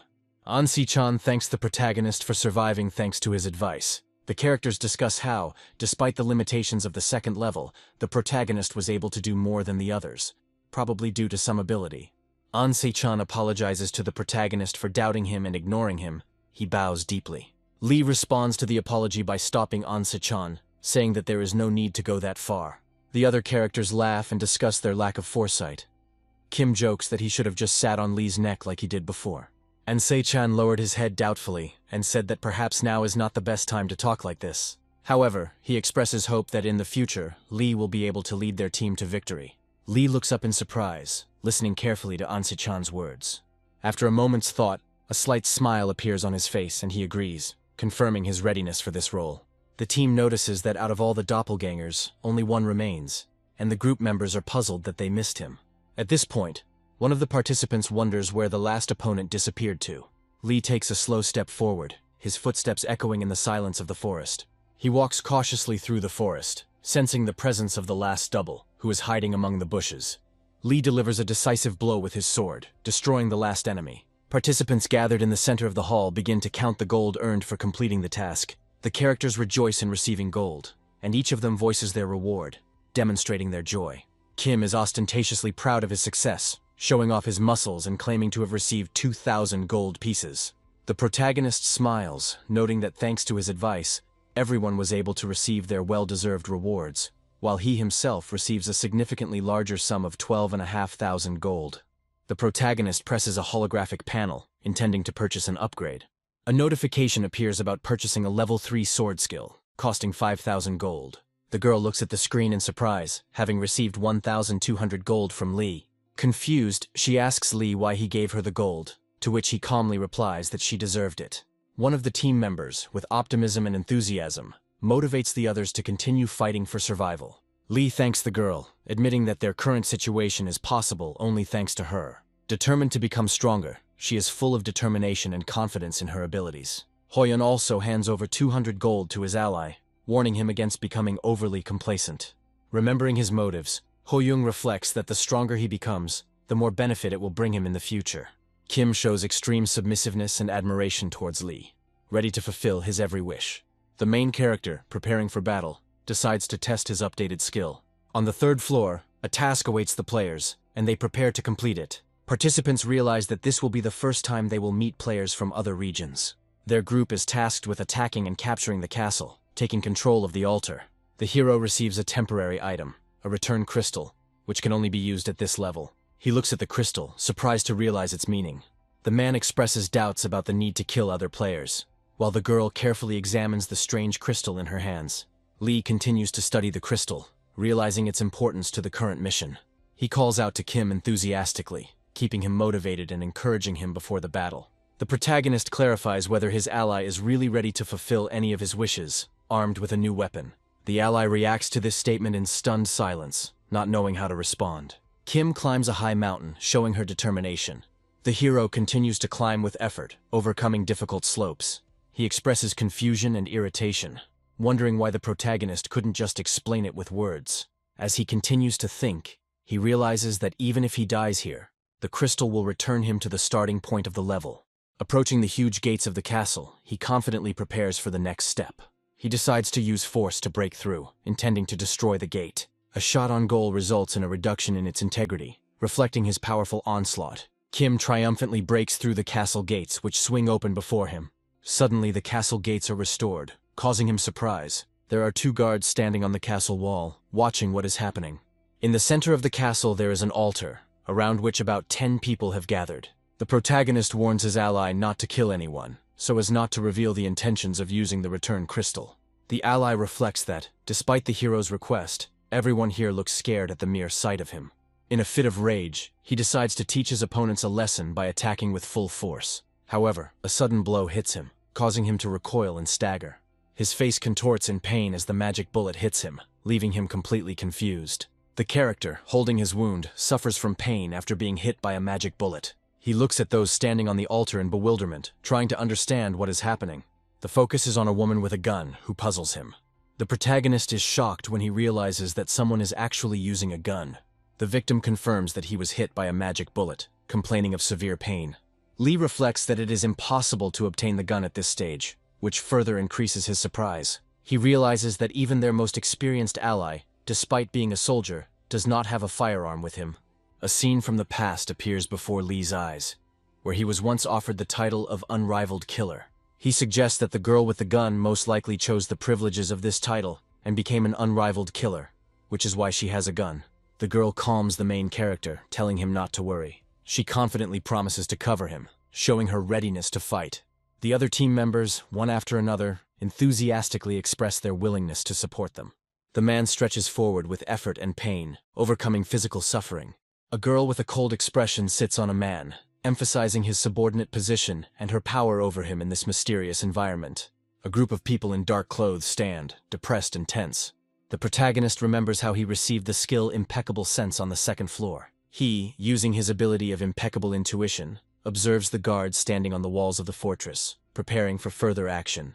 One of the heroes boldly calls out to the guards on the wall, challenging them to another confrontation. The protagonist and his allies discuss how their opponents can only guess at the purpose of the return crystal. Guards on the castle walls load their bows in preparation for an attack. One of the allies notices the sudden shelling with surprise. Lee quickly rises into the air, dodging the arrows. Kim reacts with fear when he is used as a stepping stone, pushing off his shoulder with his foot to jump. Lee easily jumps over the massive gates of the fortress, amazing everyone with his agility. He rushes down with a menacing expression on his face, preparing to attack the enemy below. Several enemies are hit before they even realize what's happening. The hero's allies are pleased that their opponents were unprepared for his powerful attack, and they enthusiastically prepare to end the battle. Kim urges everyone to take advantage of the opportunity and attack the castle, moving forward with determination. He uses his rock fist skill, preparing to deliver a powerful blow. Suddenly, a powerful energy attacks him, confusing and causing pain. The girl tries to heal him while he groans in agony. The main character watches what is happening on the castle walls with bewilderment. The enemy ironically remarks that his misplaced mercy will lead to their defeat. A group of opponents appears at the castle gates, ready for the final battle. One of the opponents warns that she will show no mercy. The protagonist realizes that he really is facing an unrivaled killer. The girl stands confidently on the defeated man, expressing her power and control over him. She points a gun with a magical charge at the enemy, demonstrating her power. Lee, with a tense expression, receives the magic bullet, using all his strength to withstand the attack. Exhausted, he leans against the wall with his sword by his side, realizing his losses. He takes a potion to restore his strength and continue the fight. He then watches carefully as the potion begins to restore his life energy. The girl's magical power gradually dries up with each shot. She prepares to attack with a pistol, planning her next move. Lee realizes that she still has 13 magic bullets left and prepares to fight. A group of characters led by an aggressively minded man begins an attack, rushing towards the enemy. The hero receives a magical bullet to the chest, causing a sudden burst of bright light. The character wonders how they will be able to get to the altar under constant fire from magical bullets. In response to this, Lee notes that the shooter will not be able to endlessly destroy everyone with his shots. The character decides to expose himself to one bullet in order to test his defenses. After being hit by a bullet, Isa will activate her ability to revive the injured character. A girl with a green magical aura heals her allies. The character in black orders everyone to move forward. Frightened by the situation, her subordinates go into battle. The main character decides that everything will be decided now and calls on everyone to hurry. One of the opponents tries to attack the main character with a sword. Lee quickly dodges and strikes his opponent. Suddenly, a bullet appears in front of his face, approaching at great speed. Junho rushes to protect Lee and manages to block the magic bullet. The enemy concentrated their forces on a new attack, seeking to suppress Lee and his allies. The girl, noticing that her bullet was blocked, does not hide her surprise. One of Lee's allies is wounded and urges him to move forward. The protagonist is furious at his desperate situation, and his eyes show determination. Despite his efforts, many of his allies fell in battle. The girl continues to shoot enemies in cold blood, demonstrating complete calm. The character increases his sword proficiency to level 3, preparing to attack. With a powerful swing, he cuts through opponents surrounded by blue light. In a bright flash of magical energy, Lee and Soyeon collide, creating a powerful strike in the center of the arena. Kim clenches his fist, which begins to become covered with a stone crust, causing surprise among those around him. He, with a wild grin and a determined look, charges forward with great force. His powerful slam on the ground causes a shockwave, sending opponents flying and proving his overwhelming power. The girl with the weapon notices the attacker's power and is surprised to realize his strength despite being level 2. The protagonist replies that her rapid leveling up to level 13 also raises questions. He stands on an altar opposite an opponent who points a gun at him, tasked with getting rid of a player from the other team. At this point, he realizes that it will take at least 3 people to capture the altar. The girl fires a pistol, but Lee manages to dodge, avoiding the flying bullet. The girl aims a pistol at him, but the hero quickly reacts, pointing his sword at her shot. Lee attacks her with his sword, while she quickly defends herself by raising her gun to block the blow. The hero deftly dodges her bullets, moving at incredible speed. The girl jumps up, trying to aim and shoot. She fires decisively, full of confidence in her action, in order to catch up with the enemy. Lee dodges sharply, preparing for a counterattack, analyzing her every move. Returning to the past, Lee talks about Junho, talking about his table tennis skills. He was a true master, and this helps him in precise movements in battle. Lee recalls the moment his friend heroically protected him from an attack. He realizes that Junho gave him an idea on how to dodge attacks. Lee deftly dodges the bullet using his acquired skills, demonstrating his improved reflexes and speed. This maneuver surprises the girl, who did not expect such dexterity and skill from her opponent. She changes her grip on the gun and raises it up, her movements quick and precise, indicating combat experience. The character states that they have dealt with all the enemies, urging Lee to finish it off before the enemies respawn. The girl discovers that the crystals bring players back to life, but Lee coldly informs her that this knowledge will no longer help. Lee decides to take a risk and finish the fight with her, focusing all his power on the next attack. The girl uses the accumulated gold to improve her characteristics, increasing the level of her shooting skill to the 4th. With fury on his face, Lee prepares for the final blow, aware of the tension of the moment. The girl fires a double charge of magic bullets, showing her intention to end this once and for all. The protagonist receives a powerful blow and screams in pain, trying to maintain balance. The hero's partners look at his condition, reacting with fear to his injuries. He watches Kim with restraint as he frowns and mockingly asks why he made such a serious face. Lee announces that their team has won despite his injuries. He notes that he still managed to pierce the girl with his sword, despite her efforts to defend herself. With a sly smile, the girl promises to remember Lee Ho-yan's name and take revenge on him. The protagonist notes with relief that, thanks to their last efforts, their team captured the altar and won. Then he suddenly reacts to someone's shout.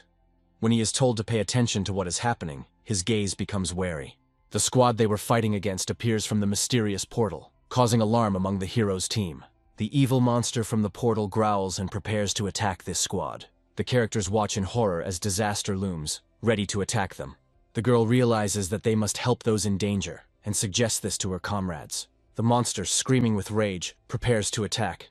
Isol understands the seriousness of what is happening, and the character standing next to her is stunned. Two men watch the situation, shocked and disturbed by what they see. Lee, with a tense and serious expression on his face, with beads of sweat on his face, looks forward, realizing the complexity of the situation. It is reported that only one player survived in Region C-1427 and that squads have been reorganized. The protagonist is perplexed by the fact that the only survivor could be extremely dangerous. All the heroes stand warily in front of the new member of their group. The girl in black returns, bloodied, determined to join the new squad to continue the fight. The girl, covered in blood and with an expression of disgust on her face, calls what happened an abomination. The main character, with anxiety on his face, speaks about his insecurity and anxiety in his soul. The team stands in a destroyed city square, surveying the devastated area around them. The girl in the group realizes that they are on the 4th floor, in an abandoned city. A message appears on the screen that in 6 hours the city will be in disaster, and the task is to kill all the monsters. Additionally, it is indicated that the portal will appear randomly as the task is completed. It is further reported that a total of 20 portals will be available. The information on the screen states that only the person who found the portal will be able to use it. The team members become animated as they discuss the upcoming monster hunt and their chances of success. One of the team members, with enthusiasm and a smile, states that their goal is to quickly increase their levels. The characters discuss opening individual portals and the possibility of limiting the number of monsters that can appear in these portals. A message appears about the availability of 20 portals.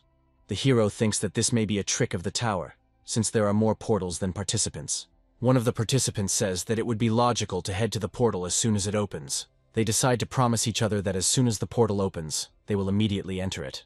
Lee expresses relief that they were finally able to communicate and feel like a team. But the hero also notices that there is one problem and is clearly concerned about it while the others discuss the plan. A character appears who declares that she does not intend to agree to the proposed conditions, her expression showing discontent and irritation. This character leaves, stating that she will not allow others to boss her around and threatening to do something unpleasant. Lee, looking at the situation, jokingly suggests trying to deal with this character quietly, clearly meaning radical measures. Kim is furious and says that if she didn't have a gun, he would have finished her off. He flies back from a powerful blow from the girl in black.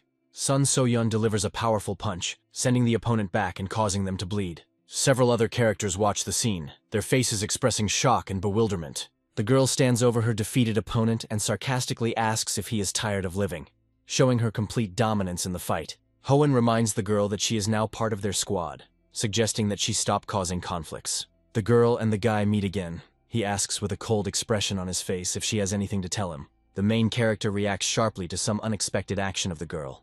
His face expresses bewilderment. A message appears stating that a master assassin has chosen him as the primary target.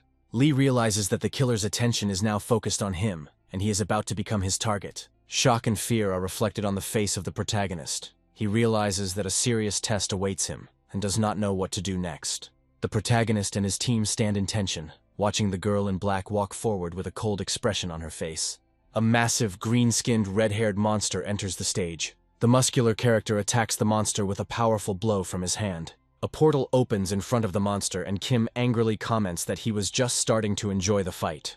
The hero's face reflects anxiety. Beads of sweat appear on his skin when he notices someone approaching.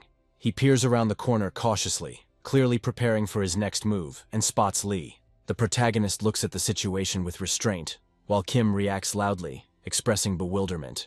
Kim asks what Hoen is doing in this place, with a hint of displeasure. Under the pressure of the tense situation, Kim tries to justify himself, adding that he thought that Lee had already opened his portal a long time ago. The shock shows on his face as he realizes how insightful Lee is, and expresses it through a confused expression. The protagonist, using a powerful kick, knocks Kim into the portal, stopping his futile attempts at resistance. He comments on Kim's actions with surprise, expecting him to decide to do something weird again. Suddenly, he realizes that new information has been revealed to him about how the true potential of the unrivaled killer will manifest itself when the day of blood comes. The hero reflects that he does not know when exactly this day will come, but he feels that the killer is counting down every minute until it comes.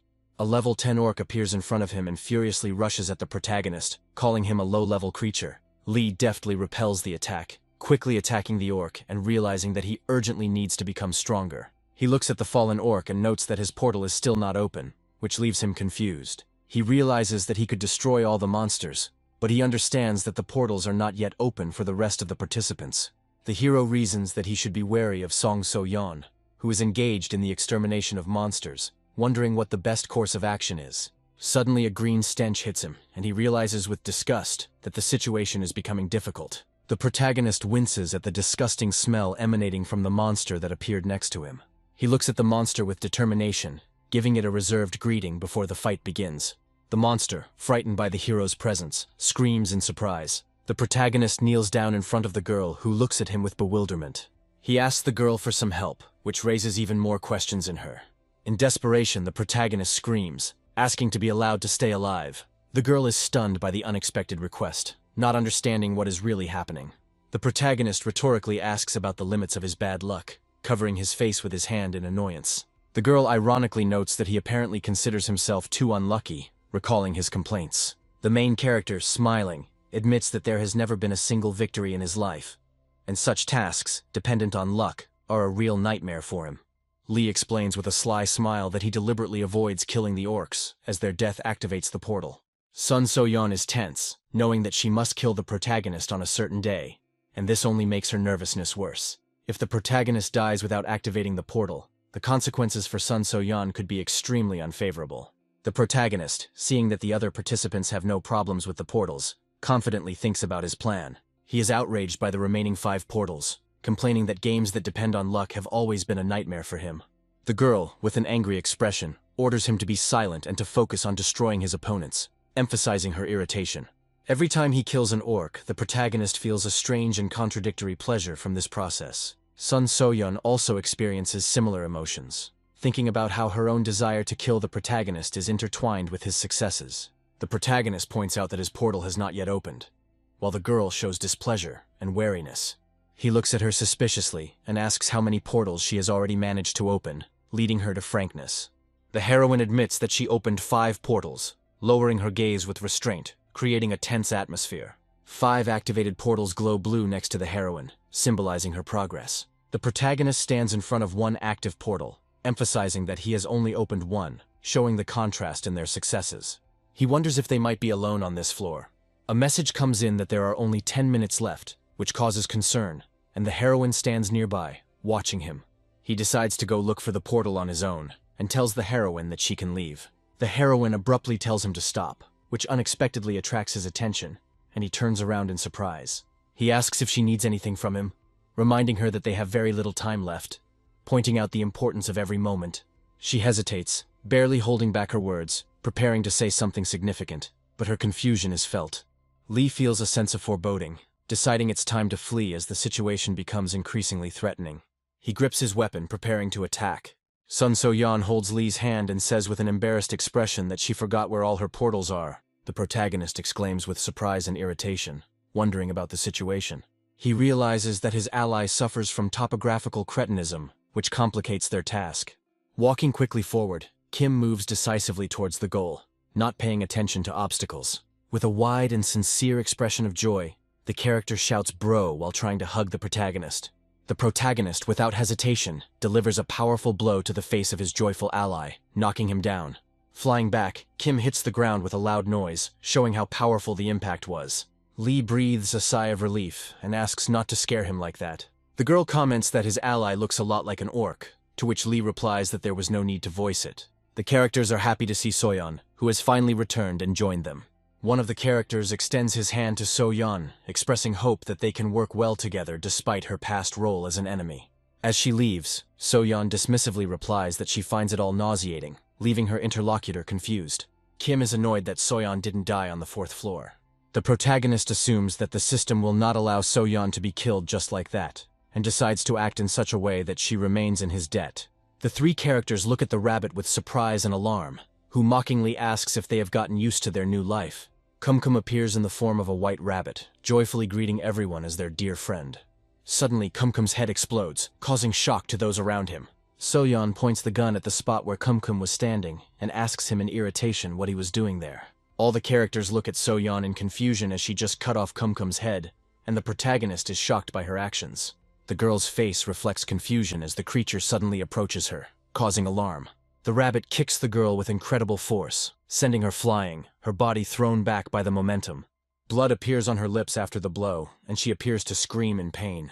The girl breathes heavily, slumping against the wall as smoke rises around her, furious at her enemy. The guy looks at her from afar, amazed at how powerful the blow was. He thinks, realizing that given the enemy's characteristics, she was still lucky. The riddle rabbit grins, bringing his hands to his face and declaring that he is not done with them yet. Then suddenly he announces to everyone the beginning of a new mission. His smile turns sinister, suggesting a change of scenery before the next stage. Lee watches in confusion, not understanding what exactly is being prepared. A white rabbit stands in the middle of a huge, light-filled library. The rabbit pulls one of the books from the shelf, declaring that everyone must choose a book. A sly smile appears on the rabbit's face, and he says that the choice of book can either save or destroy them. The red-haired character does not understand how his fate can depend on a book, hoping to find a guide to swordsmanship. The rabbit reminds that no one but the participants themselves should know which book they have chosen, and that the library will disappear as soon as the 5th floor task begins. The rabbit smiles and begins to disappear, holding up a bright pink book, hoping that the participants will be lucky with their choice. The guy in the blue hoodie is concerned that the rabbit didn't explain the task in more detail, and calls on everyone to find the books faster. The characters begin searching through the shelves, each paying attention to certain categories of books. The protagonist muses that their choice of book probably determines their classes, but he is unsure if he should choose at random. A guide appears with a suggestion to take a book related to the regressor, which causes the hero to wonder why he needs a novel. The character holds a book titled SSS Rank Regressor, Link Monopoly, and is informed that the book's choice has been made and cannot be replaced, and the choice will remain unknown to others. The protagonist looks disappointed, reflecting that the title of the book does not inspire much enthusiasm. He turns the pages of the book, thinking that the choice of the book may not be random, and decides to read it carefully. The hero becomes irritated while reading, as the content seems boring and banal fantasy to him, no different from thousands of others. Another character opens his book, which comes to life and displays the name of the melting sword technique. Another character demonstrates his technique, learned from a book, called the King of the Fist Punch. Isel, holding her book, uses the technique of the Eastern Healer's manuscript, which gives her a special energy. A strong blow with a shovel creates a dull sound. The protagonist watches this with amazement, wondering what kind of book his friend chose. He cannot understand what this incessant knocking is, and his face shows extreme bewilderment about what is happening. A character with a scary expression tells the rabbit that he sees right through everything. He decides not to interfere with the character and continues walking. The characters are in a classroom with rows of desks and students. The protagonist notices the stillness of time and looks at the people around him, who look like ordinary students. One of the students tells her friend that she feels younger, to which the friend agrees, noticing the changes. Lee is surprised to realize that they have been rejuvenated to fit the mission environment. He says he finally sees what his comrade looked like in his youth. Isel appears in the guise of a schoolgirl, still just as beautiful, attracting the admiring gaze of the hero. The hero recognizes the dark-haired student as Soyeon and is surprised by her changed appearance. The girl clenches her fist in anger, her gaze full of anger, and she rudely asks why they are staring at her like that. The protagonist notices that Song Soyeon has hardly changed over the past time, except for her demeanor. In class, the students discuss, feeling that they have been rejuvenated to meet the requirements of the new assignment. The rabbit announces that over the course of 4 days, the participants will have to complete deadly quests, challenging them to give it their all. The 2 students realize that failing the quests will result in their death. Lee recalls how he handled the deadly task, but anticipates difficulties for the other participants. He is disappointed with his book choice, considering it useless and wondering why he chose it. A glowing cloud descends upon the students, giving them handfuls of memories to help them roleplay. Memories captivate participants, immersing them in past images and events. The protagonist receives a powerful charge of memories that begin to accumulate in his mind. He realizes that there are now 2 sets of new memories in his head, and he experiences a feeling of being overwhelmed. Memories from the past are connected with the plot of the novel Monopoly of the SSS Rank Regressor connection. The teacher explains how to quickly strengthen mana using special methods, demonstrating it in front of the class. Jinho points out to Hone that the other students are acting like supporting characters in a novel. Hoen notices that one of the students may be the main figure in this world. He understands that in front of him is Yunam, a regressor who has knowledge about the future. Yunam was strengthened so that he could overcome many challenges in his life. The teacher asks the students a question, promising to award points for the correct answer. Hoen recalls that according to the plot of the novel, Yunam was able to answer this question. Yunam raises her hand and confidently gives an answer, saying X, the correct answer to the teacher's question. Lee reports that Professor Brown's team at Columbia University is currently researching this issue, which surprises Yunam. The teacher expresses surprise at finding a genius among the students in the class, hinting at the student who answered correctly. Store points are awarded, and the protagonist realizes that the management made him choose this particular book for a reason. Along the way, the protagonist is asked how he learned about the character Exi, and he replies that he flashed in his new memories. The red-haired student jokes that the hero is lucky with this knowledge, to which he replies that if he is jealous, then he should complain to the tower. The girl asks when the quest will start. The main character thinks about the development of events, checking with the plot of the novel. The system notifies about the appearance of a new quest, and students receive messages, seeing holographic screens with the task in front of them. Ho-young carefully reads the information about an upcoming quest that requires clearing a dungeon and ponders the importance of the item that the boss of this place has. His hand clenches into a fist as he decides to go ahead with his plans, despite the expectation that Yunam should be in charge of the operation. The group begins running towards the task site, demonstrating unity and determination in completing the mission. Yunam, noticing the strange movement ahead, looks puzzled and wary, preparing for a possible collision. Ho-young and the team confidently advance forward, encountering Yunam, who is surprised by their appearance in this place. In a fierce battle, Ho-young lands a blow on a large opponent, demonstrating his strength and skills in combat. He then slices the orc in two with furious determination, his powerful strike creating bursts of energy, highlighting the incredible power and precision of the attack. During the battle, he appears determined and sarcastically says that no one should have found this place except his team. Yunam is at a loss as to how Ho-young's team managed to find this place, his expression revealing surprise and wariness. His face reflects suspicion, and he admits to himself that he has no idea how they managed to find this location. Yunam wonders how he got such strong classmates, singling out one of them in particular. The dark-haired girl attacks enemies with a resolute attack using a bright magical weapon, suppressing several opponents at once. The protagonist jumps, channeling his energy into a powerful blow that emphasizes his determination and readiness for battle. Yunam muses that he couldn't have simply forgotten something so important. Expressing doubt and worry, he throws a golden spear with force towards his opponents. The spear strikes the enemy, creating a bright flash and dealing heavy damage, highlighting the power of its attack. He grips the spear tightly in his hand, preparing for the next strike, his determination clear. Yunam stands with a spear, surrounded by a glow of power, showing his readiness for battle. His classmates watch him with surprise and admiration, commenting on his power. The main character reflects on the strength of the protagonist, who, in his opinion, has become even stronger. Lee confidently states that he is not going to give up without a fight and is ready to fight. He understands that to get the reward he needs to kill more orcs and earn the right to challenge the boss. A group of orcs, shown in a blue glow, prepare to attack in a dark passage. The hero, holding a weapon, declares his skill in detecting monsters and confidently moves forward. The girl remembers her previous encounter with the monster and holds her weapon at the ready, preparing for battle. Lee slices the orc with a powerful movement, causing his face to contort in rage and pain. Then, without wasting any time, he rushes to meet another orc, holding his sword at the ready. His gaze is focused and he prepares to strike with determination, moving with precision and speed. A girl armed with a pistol attacks an orc, delivering a powerful shot to his head. Suddenly, an orc's club appears in front of her from above, trying to attack her.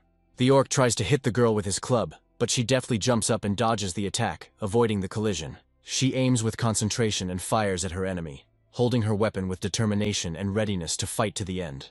Yunam, with a brightly glowing weapon in his hand, is surrounded by several orcs ready to attack, but he shows confidence by swinging his weapon. The two characters watch the battle, amazed by the incredible abilities and strength of their comrades, which causes them to admire them. The girl is surprised to see Ho-young putting in all his effort in the battle and expresses slight concern about it.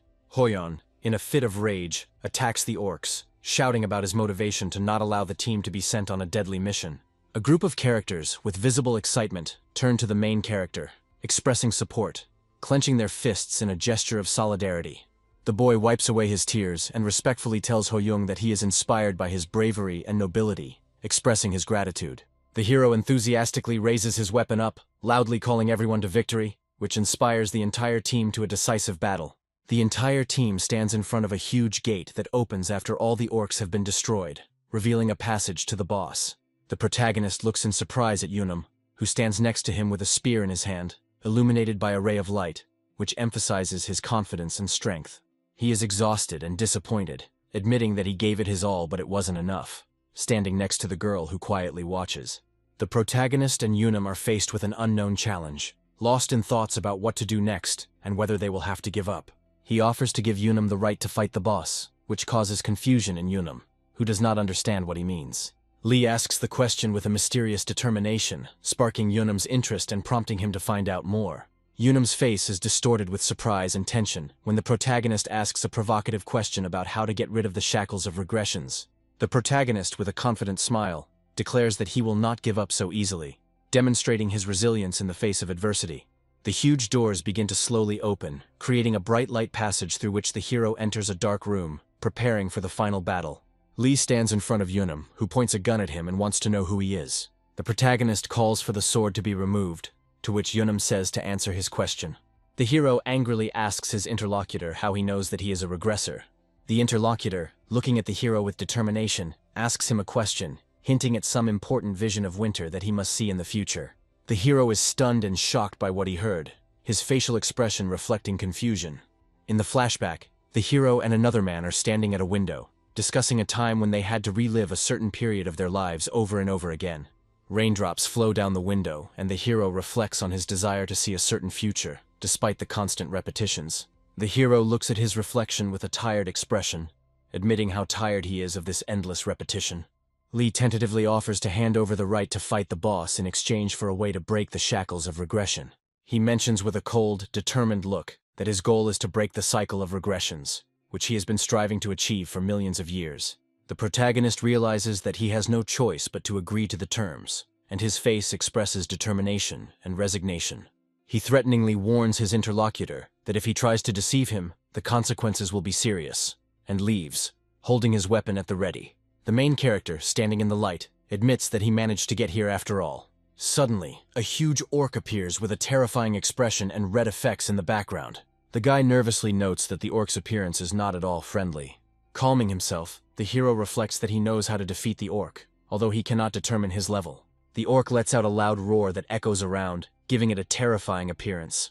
Despite the roar, the hero notes that his unique sense allows him not to panic. He is able to block all senses without succumbing to sonic attacks. The protagonist, with a cold and confident gaze, remains unperturbed despite the psychological sound attacks directed at him. Resolutely rushing forward, the hero declares that psychological attacks do not affect him. Focusing, he activates his second strategy, preparing for the next move in the battle. A powerful and intimidating opponent with an invulnerable torso raises his weapon threateningly, preparing to attack. Lee notices that his opponent has a strong torso, but his legs are much weaker, which gives him a strategic advantage. With fierce determination, he targets his opponent's legs, preparing for a series of attacks. It deals a series of quick and repeated slashes to the opponent's legs, leaving bloody marks and weakening their stability. In the final attack, the hero, clutching the sword, rushes forward, creating a powerful blow, aiming at the enemy. The enemy falls to his knees, bleeding, his powerful figure weakened and barely able to stand on his feet. The protagonist jumps high into the air, preparing for the decisive and final attack.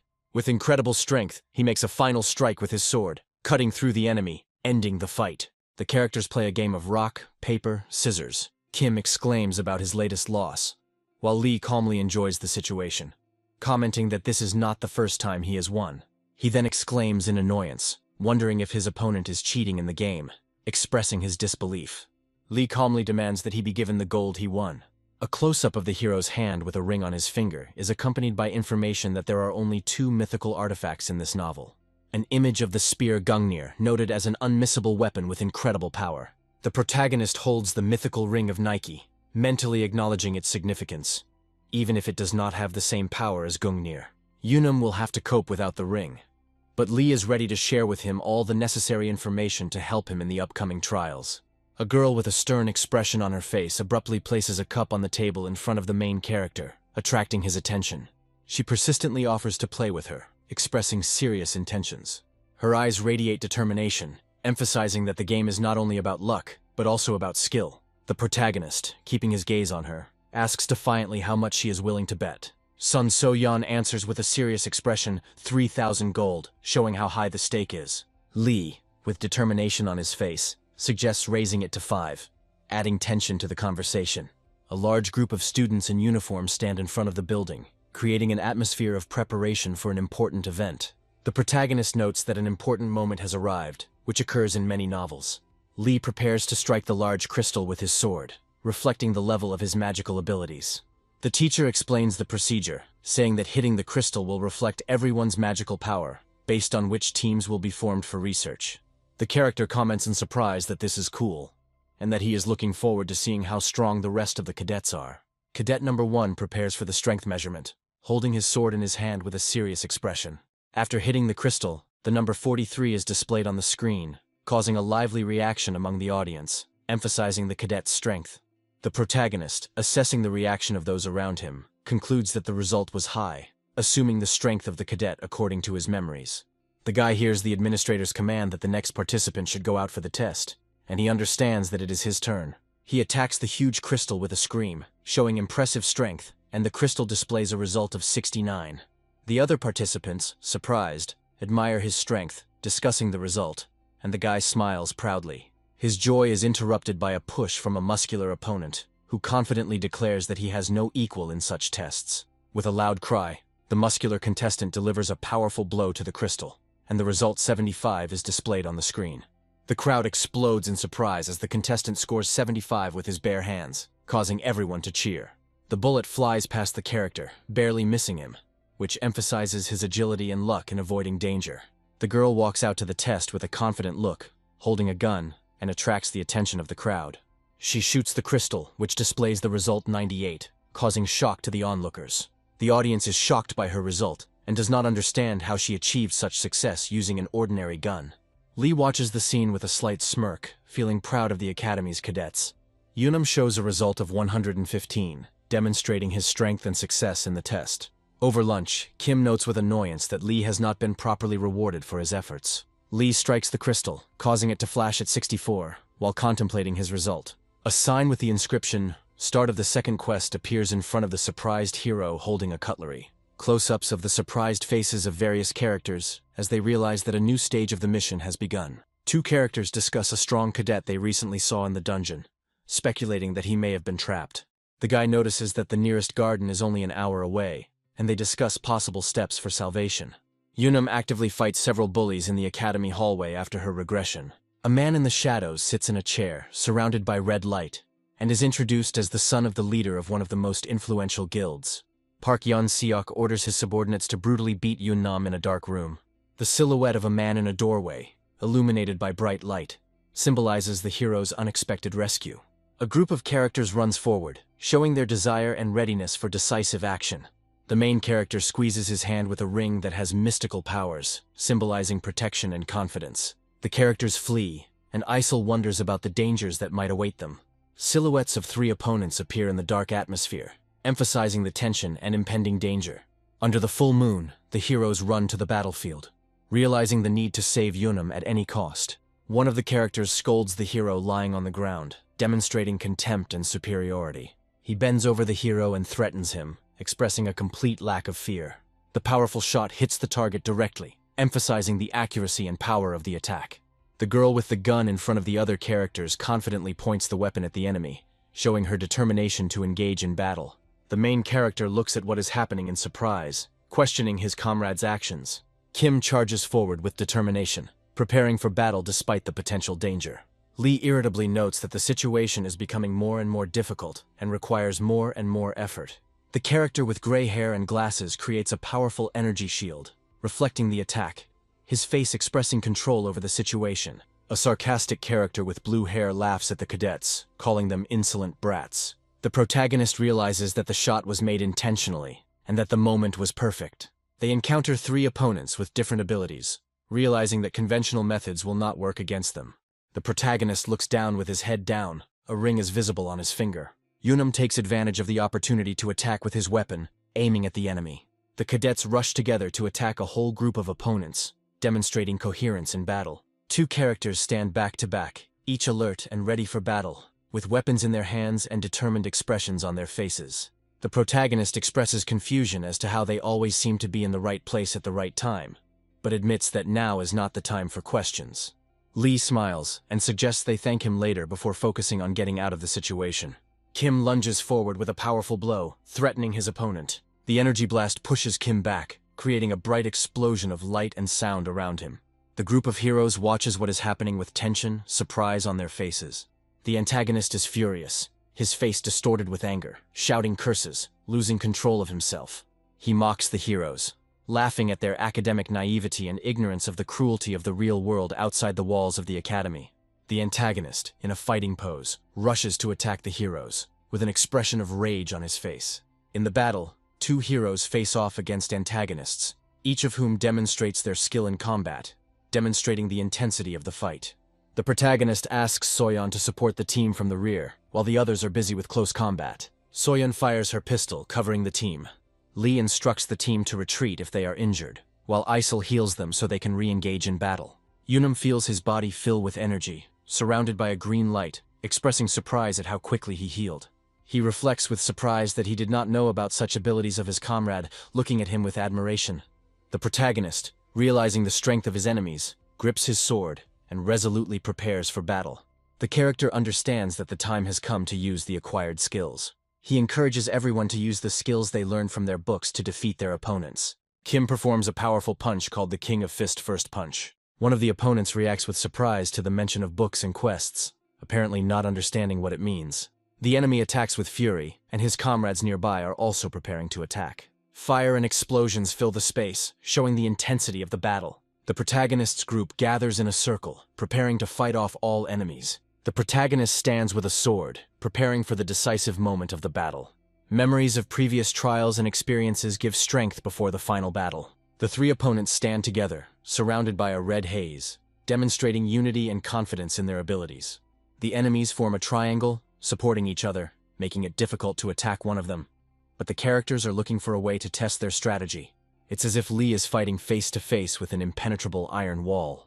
The girl encourages the team, urging them to hold on and continue the fight. The red-haired man supports his comrade, assuring him that in his presence no wounds will be scary for them. One of the opponents ridicules them, emphasizing their persistence. The white-haired character warns others against becoming complacent. One of the enemies rushes forward furiously, preparing to launch an attack. The character, with a furious expression on his face, swings his club, preparing to deliver a crushing blow, his eyes red with rage. A girl in a school uniform looks up in fear, seeing the impending danger. The protagonist turns around abruptly and anxiously exclaims the girl's name, showing his concern for her safety. Yoonam swung his spear with a concentrated face, preparing to attack. He attacks by directing a blow upward and hitting the opponent. The enemy who dodges the blow is struck, surprised to think that he definitely dodged. The opponent, standing on one knee, indignantly shouts an insult, seeing the hero opposite. Two allies rush to help, reproaching each other for being too emotional. The main character notices the enemy's weak spot and understands that this is their chance. The enemy, surrounded by cadets, threatens to kill everyone. The rivals sense danger while one of them tenses in anticipation. The protagonist, with determination in his eyes, thinks that he now knows the reason for what is happening. Three agents in dark suits and glasses attack their opponents simultaneously, swinging their batons, their faces expressing determination and fury, creating an atmosphere of powerful onslaught. Lee mockingly asks if the enemies should sit back while their leader is furious. The enraged opponent shouts a rude insult at the student. With a sly look, the student notices that the enemy leader is an impatient man, calling him by name. The guards react in panic to the student's knowledge, wondering how he knows their leader. With a sinister grin, the student reminds us of how many people the leader has already managed to kill. A character with a stern expression and a cigar looks into the distance. Three students stand ready to attack, their eyes filled with confidence. Yoonam attacks the enemy with a powerful spear, causing sparks to fly from the collision. Then he, holding the weapon, stands in a dynamic position after the blow, the pose showing readiness for further action. The enemy is hit by purple energy bullets fired from the weapon, causing him to scream in pain. A girl with long purple hair fires a gun, directing bullets towards the enemy. Lee swings his sword, concentrating all his strength into the strike. He cuts through the enemy with a powerful blow, which is accompanied by bright flashes of energy. The body of the defeated enemy lies on the ground, symbolizing his complete defeat. The two remaining villains laugh evilly, anticipating the final battle. The protagonist and his comrade are preparing to deal a decisive blow to the enemy. One of the villains tells his comrade that they will still be punished. The enemies evaporate into thin air, leaving the student team victorious. A group of students rejoice in their victory, raising their weapons in triumph. The protagonist breathes a sigh of relief, realizing that he has accomplished the task, while his friends rejoice in the background. A character with a serious expression and a drop of sweat on his cheek stands against the backdrop of a night forest, asking his interlocutor whether he knew in advance what would happen today. Lee notices that instead of gratitude, he receives questions, which makes him slightly irritated. Yunam, slightly embarrassed, thanks his friend, but he doesn't immediately understand his words. Hoenn advises Yunam to remain vigilant, warning that even greater challenges lie ahead. The protagonist, looking at his friend, asks him another question, trying to find out if he is also a regressor. In response to the question, the protagonist smirks, stating that he is a much more powerful being, and leaves. Suddenly someone grabs him by the shoulder, interrupting his movement. Yunam's gaze becomes stern, and he demands an answer to the question of how to break the cycle of regressions. In the classroom, the teacher announces the squads for the upcoming practice in the dungeon, attracting the attention of all students. Lee looks at the rare armor with a defense bonus, which makes him smile with satisfaction. The teacher announces the group's composition, appointing Yunam as the leader. Yunham's group members Jiho, Sunbum, and Yeonwoo each react differently to the appointment. The main character is also part of the new group. The protagonist reasons that with Yunam's group he will be able to receive a valuable reward, but realizes that it is too early to rejoice. Against the backdrop of the sunset, the protagonist asks if the interlocutor is aware that the dungeon has become active again. They discuss the rarity of the dungeon activating, but emphasize that this time it is active all the time. The protagonist reflects that with each regression he tried to solve the mystery, but until now he has not been able to do so. Yunam emphasizes that the hero, as a more powerful being than the regressor, must know at least something about what is happening. The footage shows the plot of the novel, where 3 groups, including a 4th, will have to face a dangerous underground creature. The only ones who survived this incident were Yunam's group. However, there were simply no details or explanations of the phenomenon in the novel. With regret but honesty, the character admits that he does not know everything about the situation. A sudden grab by the collar causes surprise and confusion in the hero, who did not expect such a turn of events. The angry comrade yells at the hero, demanding an explanation and possible solutions to the problem. The character cries out in despair that he does not know how to stop the repeating events. The character's internal monologue highlights his helplessness and frustration with how the novel has described everything in general terms, without giving specifics. The girl asks in surprise what the guys are doing when they suddenly appear around the corner. One of the friends supports the other by the shoulders, creating an atmosphere of awkwardness and confusion. The girl stands with a motionless expression on her face, stunned by what she saw. She leaves, embarrassed, apologizing for going to the wrong place. The guys are panicking and trying to explain themselves to each other, trying to hide the fact that the situation has gotten out of control.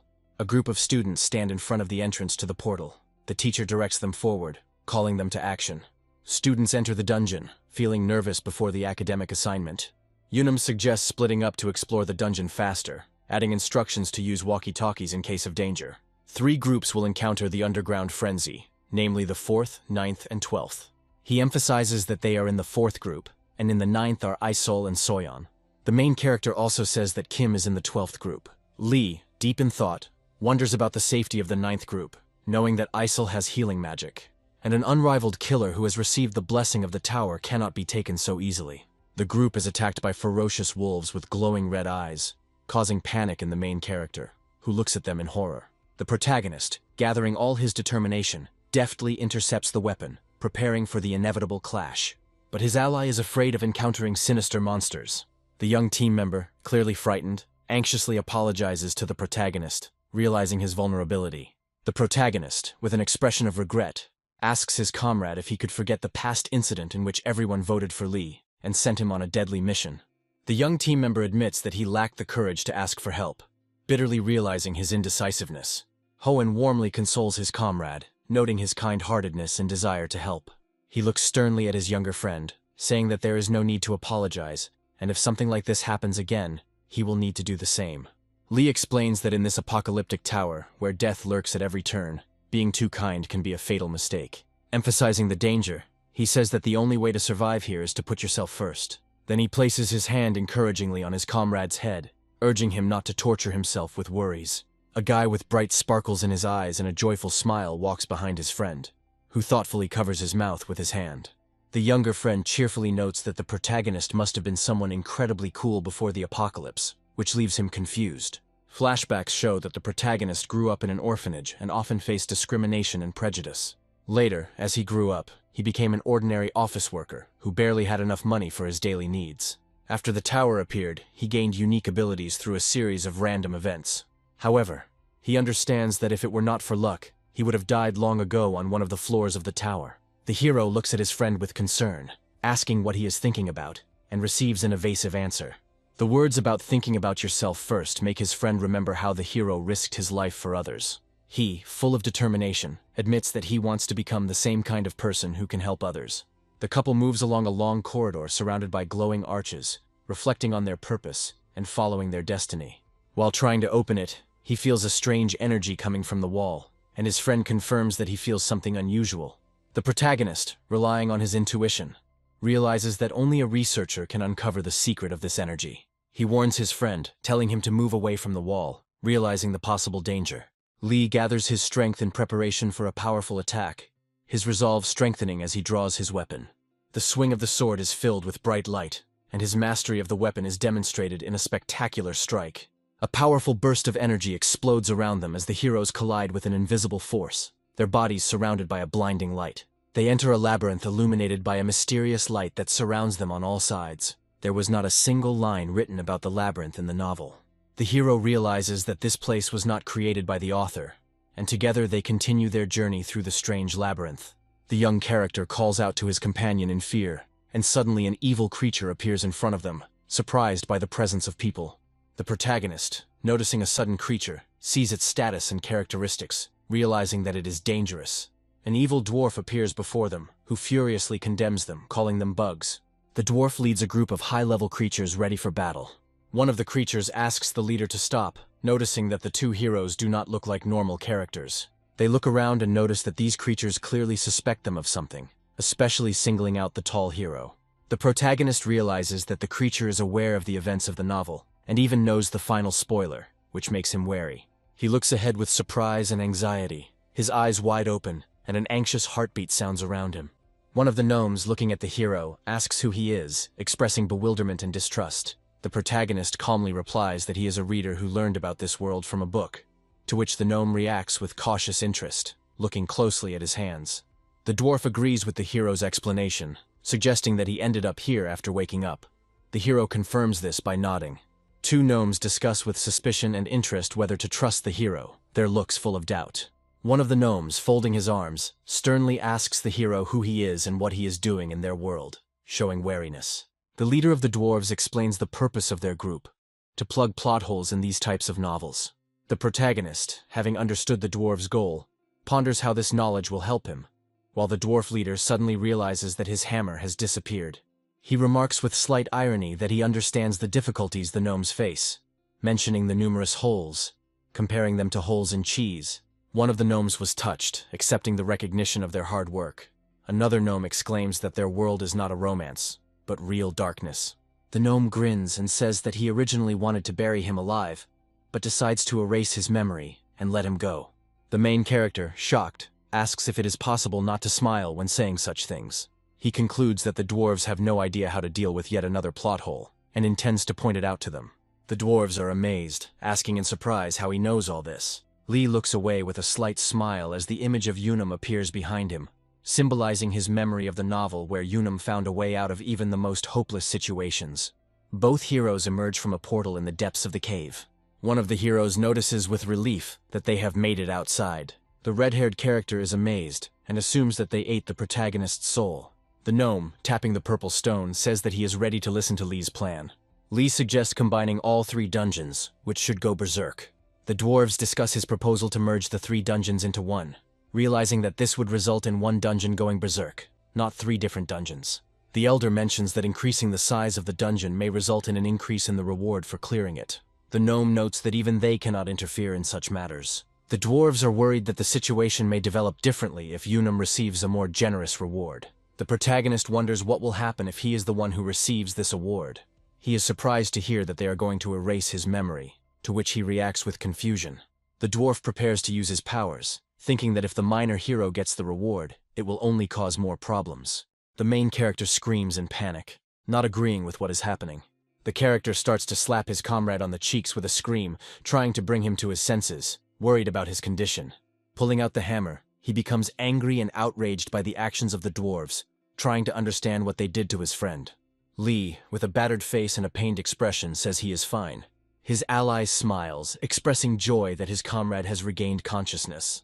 In an apology, he admits that he thought his friend had his memory erased. The main character, with a serious expression on his face, reflects on the fact that the quest has a time limit. Lee tries to stop the dwarves, explaining that there is no point in erasing his memory, since he will leave this place tomorrow. Go Yanwu holds a hammer in his hands and innocently asks his interlocutor if he is looking for this hammer.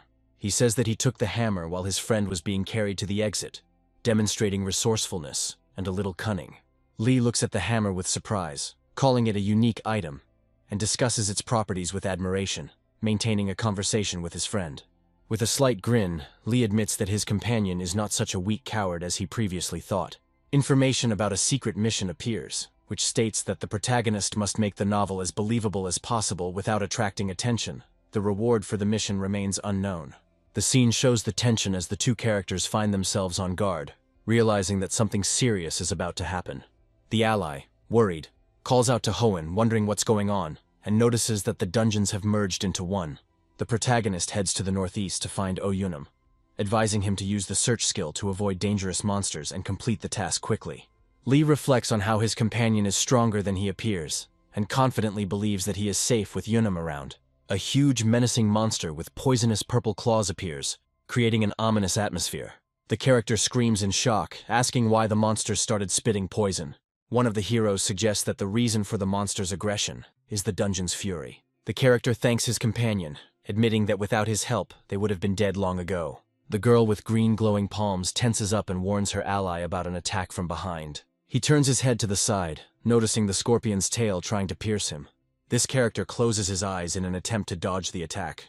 In front of him appears a huge defeated monster, with sharp fangs and green slime on the ground. Sun So-yeon, who killed the scorpion, approaches and orders everyone to gather to avoid losing their lives. The protagonist notices the sound of gunfire, realizing that Sun So-yeon is in the dungeon. He moves towards the enemy at high speed. The protagonist decides that the only way to get out is to clear the dungeon as quickly as possible. Another giant monster with red eyes appears, roaring menacingly, surrounded by skulls. The main character, holding a sword, prepares to enter into battle with it. Lee stands before a giant scorpion surrounded by an ominous purple light, realizing that he is facing the Scorpion King. He jumps, avoiding the monster's green poisonous liquid. The hero is concerned about the amount of poison in the scorpion, realizing that it will be difficult for him to get closer. Yunum and his group will be able to cope without his help, but the other two teams will have a harder time.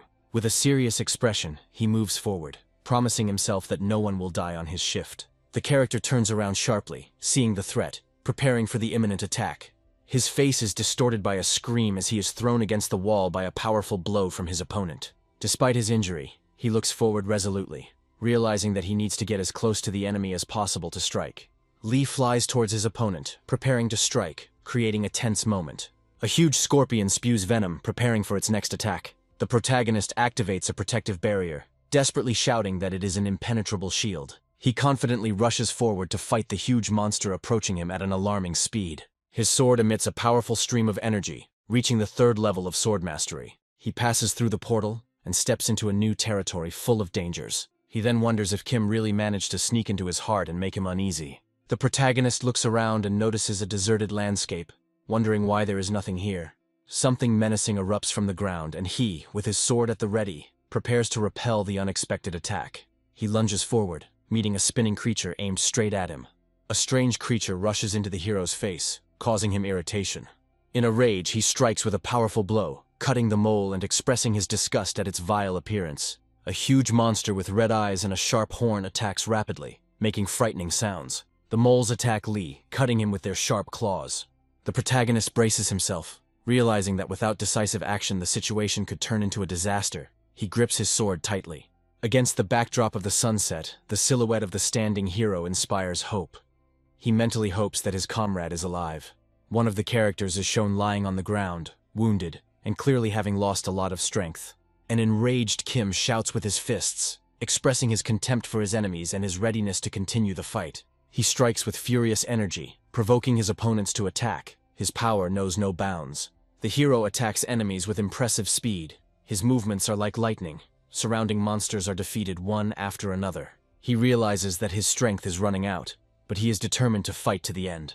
The protagonist appears behind his comrade, suddenly saving him, who in amazement asks about the reasons for his presence here. Ho-young is relieved to see that his comrade is still alive, extending his hand to him and letting him know that they are together again. Kim, moved by his meeting with Ho-young, begins to cry, expressing his admiration and joy. Lee and his companion stand against the backdrop of the sunset, discussing the appearance of monsters that suddenly attack them. He remembers his fallen comrades, who, although they were minor characters, always remained human, and this memory touches him.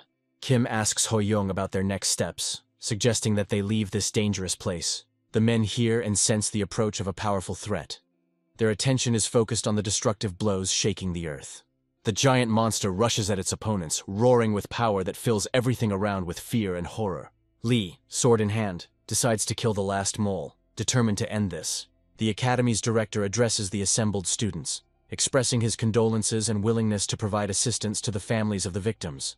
Ho-young apologizes to his fallen comrades for not being able to save them, his face reflecting sadness and guilt. Yunam reports that he has experienced regression countless times, but has never been able to suppress the madness of the dungeon. He informs Lee that he still managed to save several cadets' lives despite the difficulties. Yunam says with a slight smile, calling Lee someone more powerful than the regressor. The protagonist holds out a handkerchief and promises to ask for advice sometimes. Ho-young stands with a handkerchief in her hands, watching as the other person leaves. He wipes the sweat from his forehead with a handkerchief, thinking about how he will become a completely different person in the future. Ho-young says with a determined expression that they will return to the tower soon. Yunam walks away along the stone path, and Ho-young realizes that this is a step towards conquering the tower. Ho-young looks into the distance with determination, realizing that he is preparing to end the tower once and for all. The character tries to call out to Lee, asking him to wait. Lee replies with confidence that they will finish everything with the tower together. A group of students leave with the hope that everything will end well. One of the heroes congratulates the team on a successful mission, glad that this time there were no casualties. The protagonist looks with admiration at the blue, glowing ball he holds in his hands, commenting on its incredible beauty and perceiving it as a reward for completing the task. Smiling, the character holds the ball and says that he can now get another class.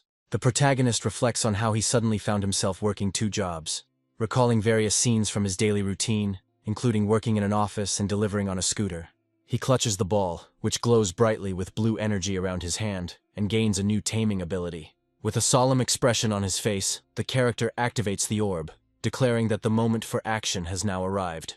The hand emits glowing rays, highlighting its power and the character's preparation for the challenges ahead.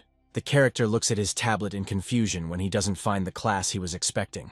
He peers ahead warily, thinking about what is happening and trying to understand why he was assigned to this particular class. The protagonist turns around in irritation and tells someone to stop following him, expressing his reluctance to accept the pursuer. The little kitten looks at the character with curiosity, meowing sweetly, which adds an unexpected cuteness to the scene. The hero turns away in embarrassment, his cheeks turn red, and he asks not to look at him that way.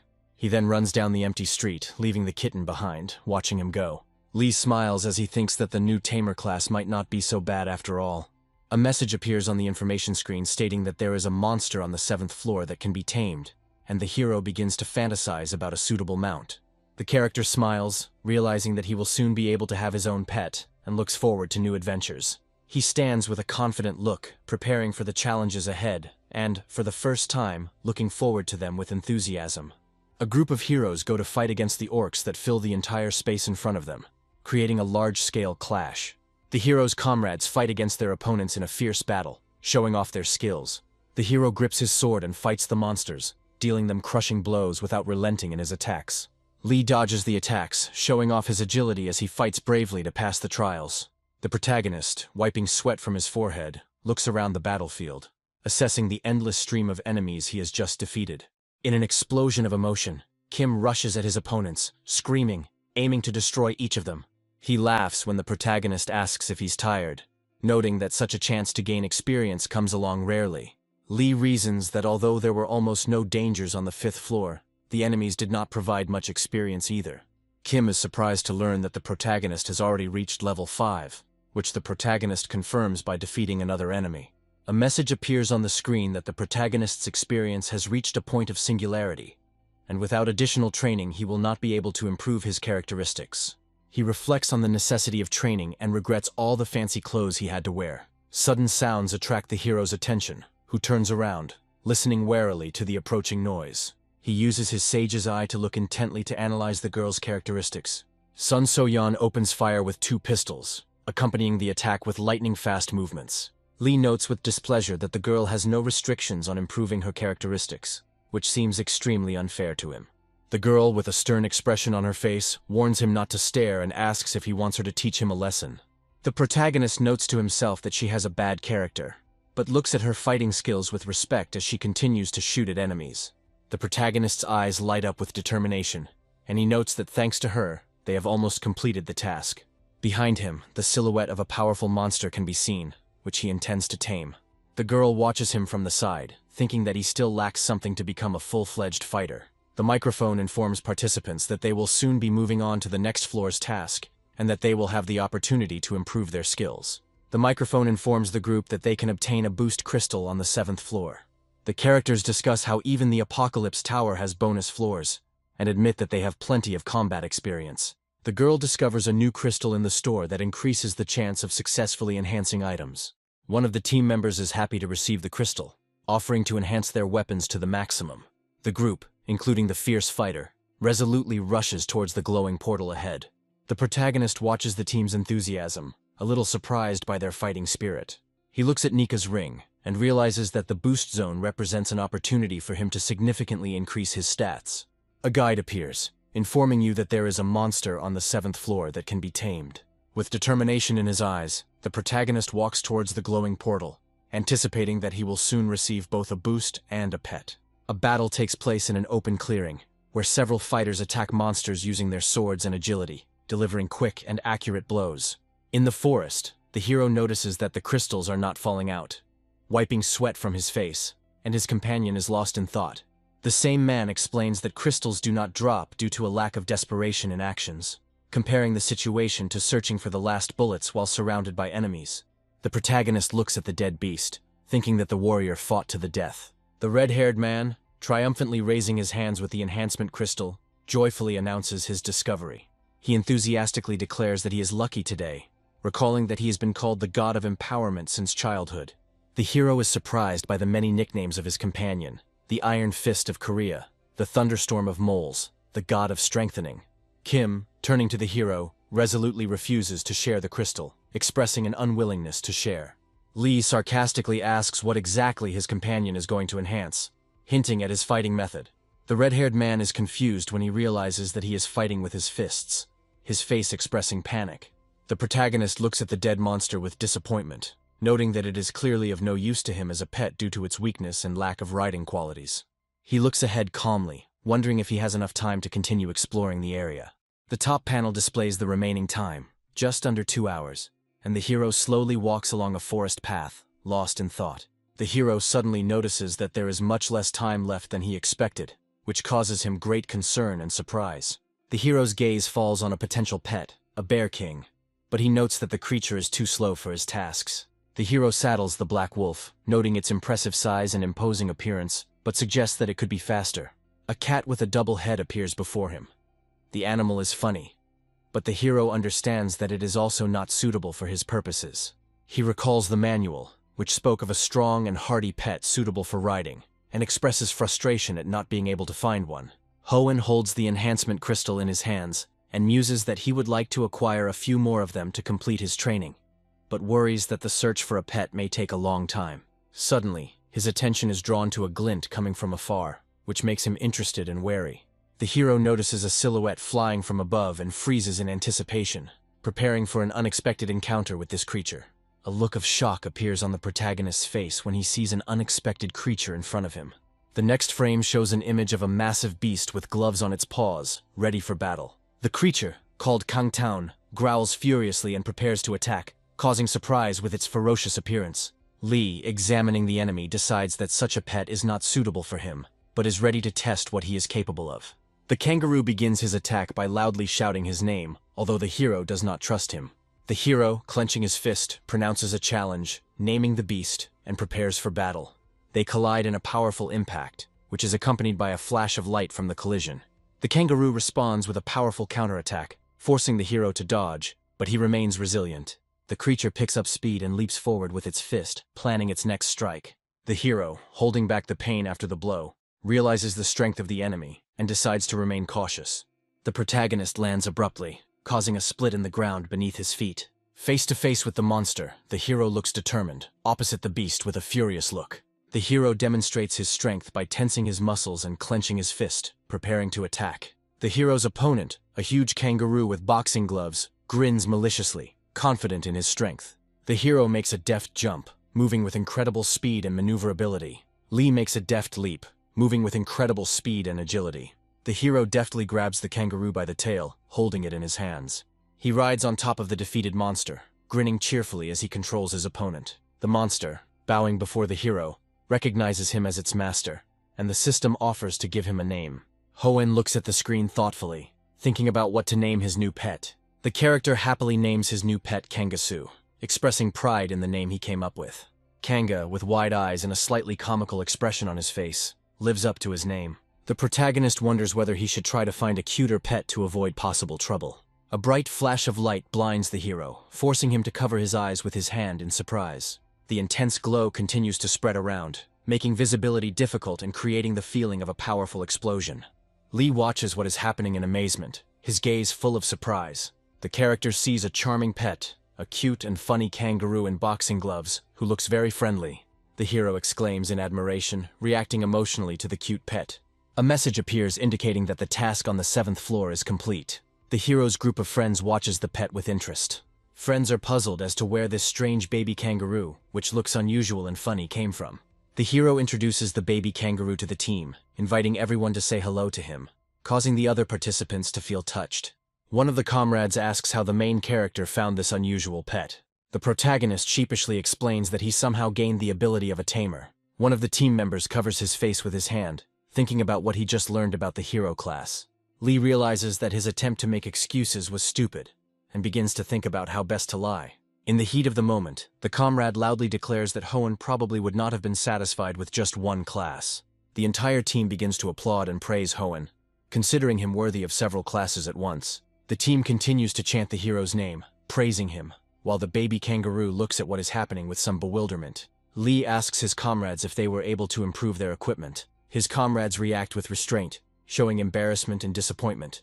Some turn away, some avoid looking, and some clearly show their displeasure. The main character, with a kangaroo on his shoulder, realizes that he expected exactly this result and nothing surprises him. He notices a strange sound with bewilderment and looks around in search of its source. One of the characters shows off an updated high-ranking leather backpack, causing the hero to be surprised. Flashbacks show the moment he stealthily took the hammer while Hoenn was being carried out. A hammer with unusual characteristics appears, which can significantly increase the chance of enhancing items. Lee pats the character on the head in approval, acknowledging his ability and observation. The girl asks the young man in surprise if he has noticed any changes. Lee holds a red sword in his hand, designated as a unique class weapon. The next shot switches focus to the shining armor, shining with a metallic light, also marked as a unique class, emphasizing its rarity and power. The group of friends reacts with joy and delight to the changes that have taken place, noting their uniqueness. The heroes, having gathered together, do not yet imagine what events await them ahead. The group finds itself in a mysterious room with blue lights that emphasize the mysterious atmosphere. Suddenly the lights go out, causing surprise and alarm among everyone. A mysterious character with a gloomy smile appears before the heroes, who reproaches them for being too relaxed. The protagonist and his companions look on, their expressions conveying a mixture of confusion and determination as the mysterious figure approaches, emitting a strange aura. A dramatic confrontation becomes inevitable when the stranger reveals his intentions, claiming that he staged the show to relieve boredom. The tension increases when one of the characters, clearly angry, demands an explanation of what is happening, highlighting the uncertainty and danger that lies ahead of them. The character offers to give the opportunity to obtain another's ability. The situation becomes tense. One person looks menacingly, while the other maintains a cold and frightening calm. The rabbit performs rapid actions to light the red candles, creating the effect of a mysterious ritual. Red candles flare up, illuminating the arena, which is filled with an eerie light, adding to the atmosphere of danger. To fulfill this desire, a plan is put into action, resulting in a group of people gathering, creating a sense of impending danger. The focus is on a man in authoritative clothing, standing confidently, surrounded by armed and disciplined companions. Another group, distinguished by their appearance and behavior, appears worried but determined, which emphasizes their readiness to fight against circumstances. A notification appears on the screen with the conditions of the event, where participants must destroy others to receive a significant reward. Questions arise about the identity of the new enemy, leading to speculation about his intentions and the need for confrontation to avoid a fatal outcome. Soyeon reacts tensely to the unexpected threat of a gun pointed at her opponent. Lee reacts with surprise to his ally's unexpected behavior. Men armed with long, shining spears show their readiness for battle. Lee, with a stern expression on his face, calls out the name decisively, trying to warn the other character nearby. He muses that there might be at least a drop of humanity left in the girl, despite her dark and frightening appearance. The girl's dark silhouette and facial expression emphasize her gloomy mood. A man with a stern look and an axe wonders if a pointed gun should be considered the start of a war. The protagonist, with his head down, ponders the dilemma of whether people should destroy each other in order to complete their tasks. The rabbit, with a mysterious expression on his face, utters a phrase that creates tension, foreshadowing further events. Kum kindly offers to lead everyone to the stage. Lee wakes up on his bed with a surprised expression on his face. Players receive a message informing them that they need to move to another room within 10 seconds. The shot shows the tense reactions of the characters, who begin to realize the seriousness of the situation. Lee begins his forward movement in order to make it to another room before the allotted time runs out. He rushes down the corridor at lightning speed, covering the last meters to the door, while the timer counts down the last seconds. At the last moment, he reaches for the door as the timer hits 2 seconds, demonstrating incredible reaction speed and concentration to avoid mortal danger. Once in the new room, he notices the presence of another person, which hints at the upcoming dialogue. The leader of the group appears, greeting the guest and inviting him to sit down. The group's leader, Kang-do, introduces himself, showing his calm. The next frame emphasizes the message that players must move to other rooms within the allotted time, or they will die. The group leader apologizes for the modest treat, clarifying that there is only water in the glasses. The main character reflects on being called a leader despite his low level, which makes him think about the unusualness of the situation.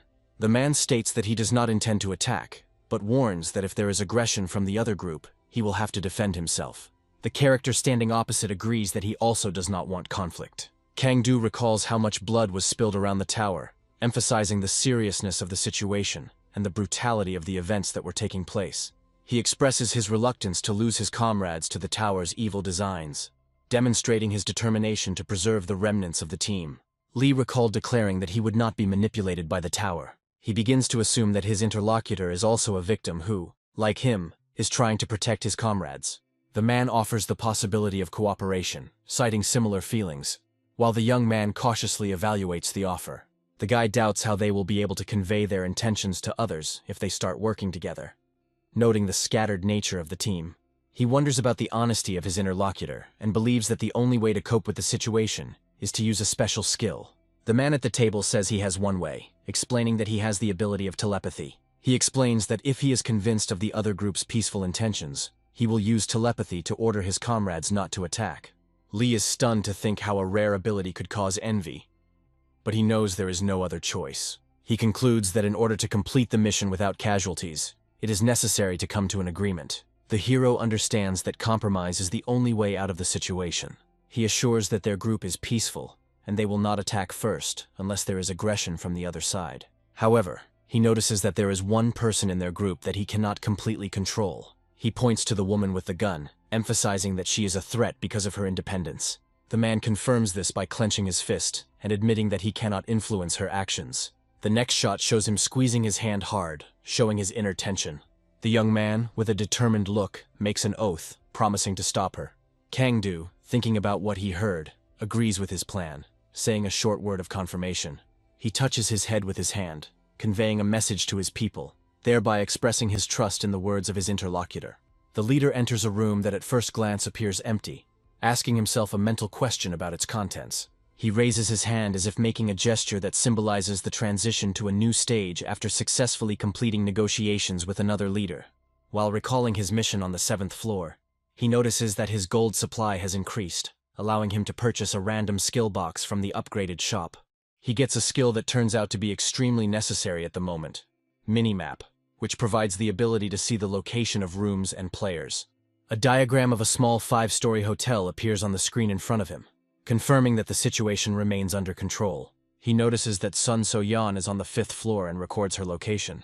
A sudden event interrupts his thoughts, causing him to turn around abruptly. Down the long corridor, Lee runs forward, pushing off sharply, creating a sense of urgency in his movement.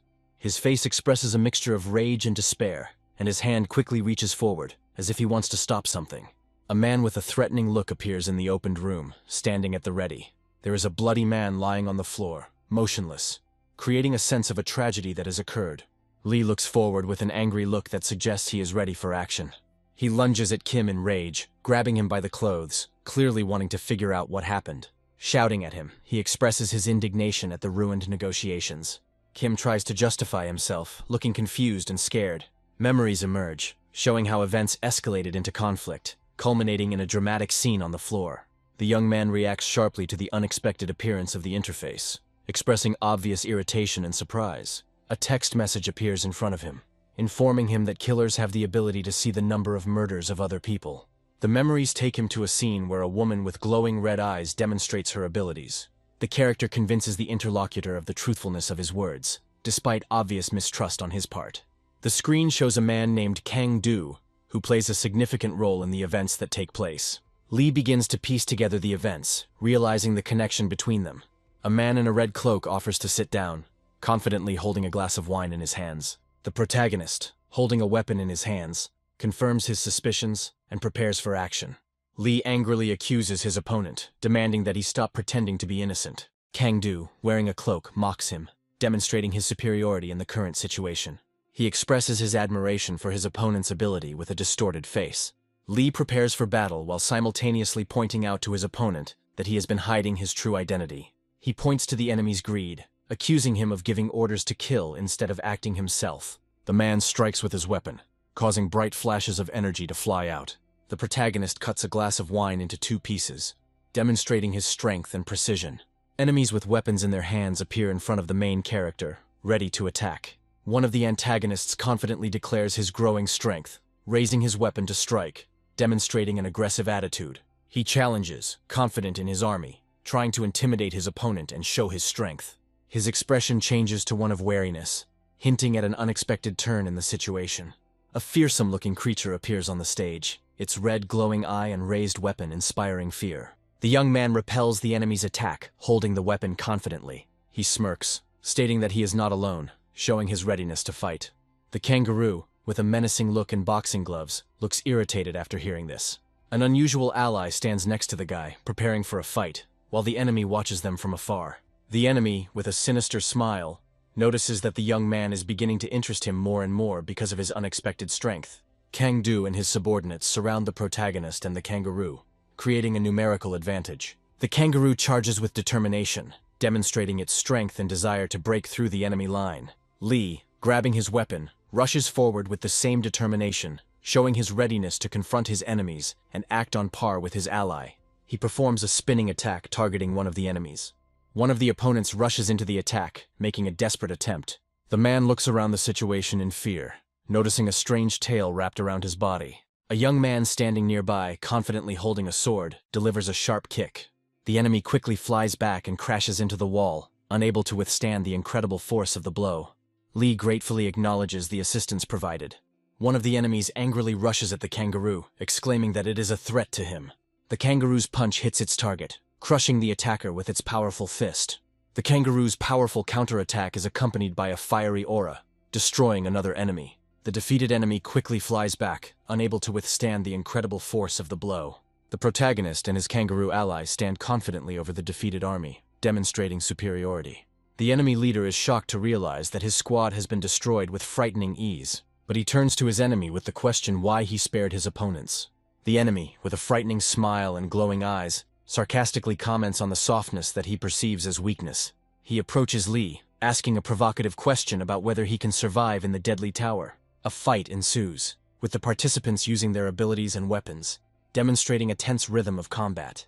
The hero notices that the enemies are regenerating in an unusual way, which makes him suspicious about their ability to regenerate. The enemies continue their advance, although their health levels have dropped significantly. Lee guesses that the enemies were revived by their own life energy. The one behind the reviving of the enemies confirms the hero's guesses, explaining how his ability reduces the stats of everyone around him.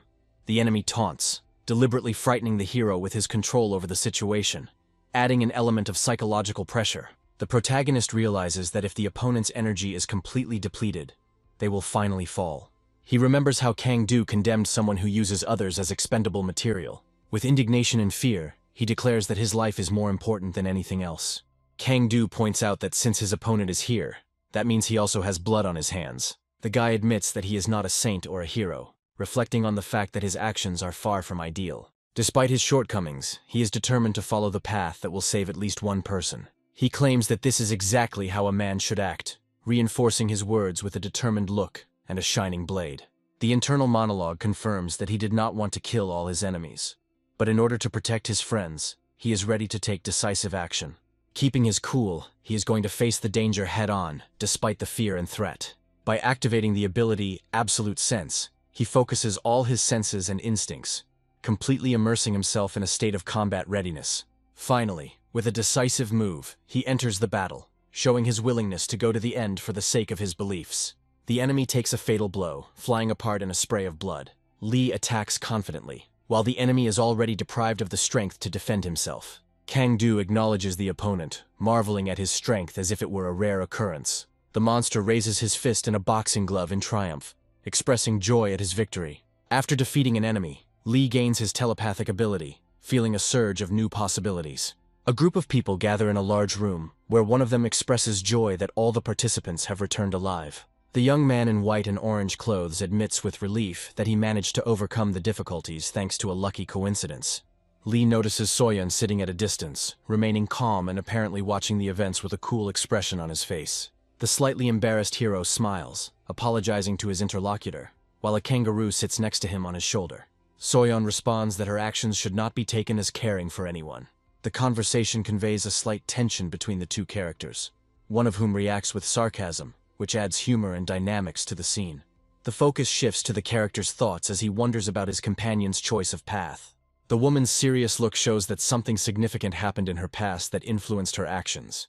The mission completion notification moves the group to the next stage, their reaction highlighting their surprise at the rapid pace of events. The face expresses the awareness that unprecedented challenges lie ahead. Lee reflects on the small increases in his stats, realizing that even small progress is important on the path forward. His confident posture shows an understanding of the importance of strength, an acknowledgement that without it, words are empty, and emphasizes his desire for development. The hero clenches his fist, demonstrating his determination to achieve mastery despite all difficulties. Before him appears a spacious hall known as the Place of Skill Renewal, filled with a group of people armed with swords. The young man, despite the stress, shows confidence and determination to move forward. His companion points to those around him who resemble gladiators. The hero is surprised to notice that some of the participants have a terrifying aura, indicating their strength.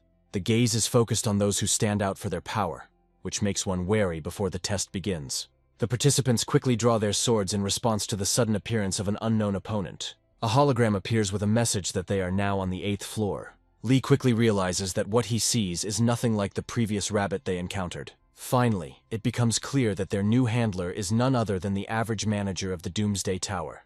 A mysterious creature with a bright eye and a rapt face stares forward, inspiring fear with its mystery. A group of people watch a holographic image of a strange creature, wondering about its name and origin. Kim warns others to be attentive, expressing his dislike of being ignored. Fighters gather in a large hall to undergo qualification to move on to the next level of testing. Two contestants discuss that losing this challenge will result in their death.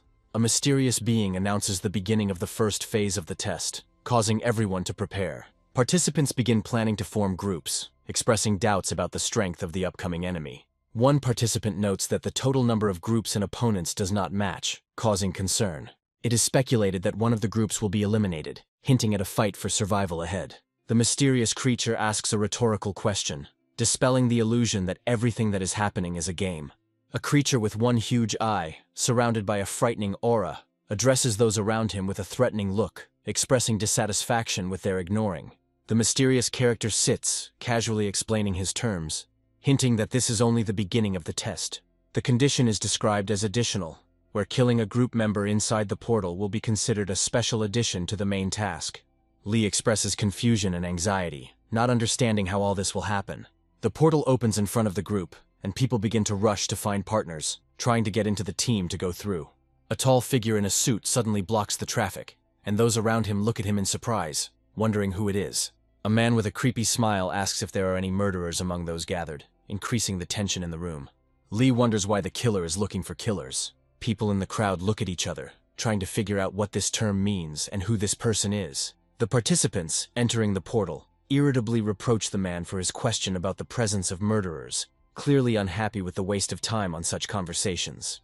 A crowd of people rushes towards the portal. A man in a smart suit stands in front of a mystical portal, noting that this place is ideal for his intentions. He expresses slight surprise, as if he did not expect events to develop this way. 3 young men appear together, and one of them asks a question, perhaps with a proposal to join a team.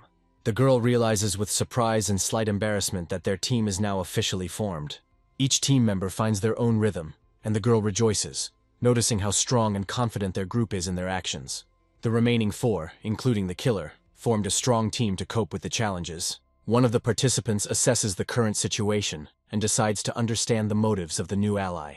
By activating the minimap, the heroes discover red dots, enemies hiding nearby, and a gold marker indicating an important target. Hoenn charges forward with determination, noting that if they catch the target, none of them will die. The characters run forward rapidly along a forest path, clearly heading towards a specific goal. The man with white hair ponders thoughtfully, expressing surprise and skepticism regarding the information he heard. A huge creature with red eyes and massive tusks appears before the heroes, instilling fear with its menacing appearance and causing a sense of danger. A group of characters stop at a clearing, their eyes looking forward, and one of them expresses surprise, realizing that their target has actually been found. A caption appears on the screen confirming the discovery of the leader of the huge creatures. The young man with orange hair cheerfully jokes about what is happening, while his white-haired companion remains serious, but still interested in the situation. The 3 characters express delight and admiration, drawing attention to the strengths of one of them, and the atmosphere is slightly relieved by a light joke. The white-haired man stares at the pink-shirted hero, leaning closer to express his doubts and noticing his unremarkable appearance. The protagonist, with a tense expression on his face, assesses the situation, reflecting on the behavior of his interlocutor, which causes slight bewilderment. The man with white hair smiles with a mysterious look. His red eyes and facial expression give a sense of menace, as if he is hiding something dark. Lee reflects on how he has always been an observer. He asks a rhetorical question about what it's like to be under the gaze. A group of characters stand in front of a monster protected by a barrier, discussing the need to remove the protection, as normal attacks have no effect on it. The protagonist assures that the barrier will probably open itself after some time, adding optimism to the situation. A tutorial appears on the screen explaining that the barrier will automatically disappear once all necessary targets have been killed, and the hero realizes that 4 of them have already been eliminated. The next shot shows the main character's sudden tension. The man in white suddenly deals a fatal blow to the girl, mercilessly cutting off her head. The hero, with an expression of anger and bewilderment, shouts at his comrade, reacting sharply to his actions. The character in the white suit calmly explains that his actions are a kind of insurance in case the barrier does not open. One of the group members is outraged by the actions of the man in white, pointing out his madness, because he is ready to kill for his own goals, even if he is a member of the team. The young man looks on with a serious expression, responding to the indignant cry of another character, who clearly cannot contain his indignation. The guy admits his mistake, realizing that he underestimated his opponent, which caused the tense situation. He realizes that he was too caught up in searching for a hidden enemy, and as a result, he lost his vigilance at the most inopportune moment. The enemy, with a smug smile, declares that he could easily deal with everyone and take the reward for himself. Another character rushes into the attack with a furious cry, not intending to let the enemy gain the upper hand. The man, clearly enjoying what was happening, draws his weapon, showing confidence in his abilities. The rapid attack ends in a collision, accompanied by a flash of energy that emphasizes the intensity of the battle. The protagonist ends up wounded, showing his suffering, but continues to fight despite the serious injury. Amid the tense situation, Lee urges Junho to retreat to avoid fatal consequences. In the final flash of the enemy's attack, Junho receives a blow that ends this dramatic episode. He finds himself under attack as a beam of light pierces through him, creating a bright explosion. The wounded man's face showed shock and horror, his eyes wide and his mouth open in a silent scream. A nearby character cries out in despair, his face expressing fear and helplessness, while a threatening figure can be seen in the background. The man lowers his head, gritting his teeth in pain and realizing his inability to protect his comrades. The scene flashes back to the past, where he, broken, remembers how he was unable to prevent the tragedy that happened back then. The man in the white suit expresses disappointment with a cold smile, mockingly noting that his opponent has become frightened, losing interest in what is happening. Filled with anger, the dark-haired character clenches his teeth in anger and shouts out an insult, showing his determination not to give up. The barrier that the elephant was inside begins to gradually open. The demon delivers a powerful blow that shakes everything around, increasing the tension of what is happening. The white-haired character asks the question in bewilderment, clearly not expecting such a development of events. A powerful explosion occurs from the impact of the massive elephant, tearing apart the ground and lighting up the sky with a flash. Lee supports the wounded man while keeping himself ready. The enemy in a white suit with a flaming sword moves confidently, radiating danger. A tense atmosphere arises in the forest as the huge beast continues to watch the people. The victim, despite his severe injuries, is still breathing, which brings some relief. The first responder is assured that serious, fatal injuries have been avoided, but remains wary. Watching the battle, he realizes that fighting against such an opponent is both dangerous and exciting. The huge beast goes on the attack again, but the confident fighter in white does not lose the initiative. A confident warrior delivers a powerful blow, demonstrating his skills in battle. The assassin's ability, known as Blade Aura, is admired for its destructive potential. The character faces a difficulty as the sword's energy moves unpredictably, making it difficult to determine the direction of the attack. The hero realizes that despite his desire to confront the enemy, he will certainly lose if he takes action right now. The timer shows the remaining time, and the character decides to first deal with the enemy leader to increase his chances of winning. Leaping towards the giant creature, the hero focuses on analyzing its combat patterns to figure out how to deal with it. Having defeated a stubborn enemy, he reflects on the complex nature of the confrontation, emphasizing the intensity of the battle. In another scene, the character notices something unexpected. Although he initially planned to find the killer, but was distracted by an interesting find, the man in the white suit decides to let his opponent go, claiming that receiving the reward is sufficient reason not to continue the fight. The hero is confused and questions his opponent's goals and actions, hinting at hidden motives. The question about the killer arouses the hero's suspicions, increasing the tense atmosphere of the situation. The enemy's smile becomes sinister as he begins to interrogate the hero with obvious interest about his knowledge of the killer. A heavily armored knight stands tall above the arena, surrounded by a group of survivors who look exhausted and shaken after yet another ordeal. Lee supports Junho, who was clearly saved from a difficult situation by him, showing that he cares about his condition and is glad that he is safe. A man in a white suit, sitting relaxed, blames another character for the chaos that has occurred. On a night scene, a clash occurs. A character with a sword provokes the hero into an answer by asking a direct and provocative question. The next shot shows the provocateur starting to laugh loudly, clearly enjoying the situation, and causing the hero to bewilderment. The man in the white suit, with a smirk on his face, acknowledges his interest in the hero, demonstrating that he considers him a more worthy opponent than he expected. The hero declares that he is ready to share information about the killers, but puts forward his own conditions, hinting at mutual interest. In the dialogue, the provocateur agrees to the hero's conditions, while emphasizing that this information should really interest him. Hoenn hints at the presence of a dangerous killer in his area, and mentions a unique weapon, adding spice to the development of the plot. Lee states that the girl in question is the king of assassins. The gray-haired man mockingly discusses the existence of a mysterious being called the king of assassins. While the dark-haired youth maintains a wary expression, the protagonist ponders the veracity of the legends of the king of assassins, admitting that it may just be bait, but one that suits his purpose. A tense moment ensues between the adversaries as the man with gray hair, smiling, presses the question of who the killer really is. The opponent points his sword straight at the hero's shoulder, emphasizing his advantage in the current situation. The hero, smiling, challenges his opponent, clarifying his intentions and goals, which only increases the tension between them. He notices that his wounds still hurt, thinking about the attacker's signature move of attacking suddenly, as if it were his signature style.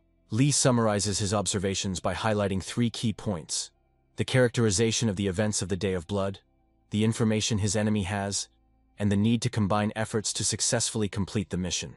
A sudden vision haunts a young man.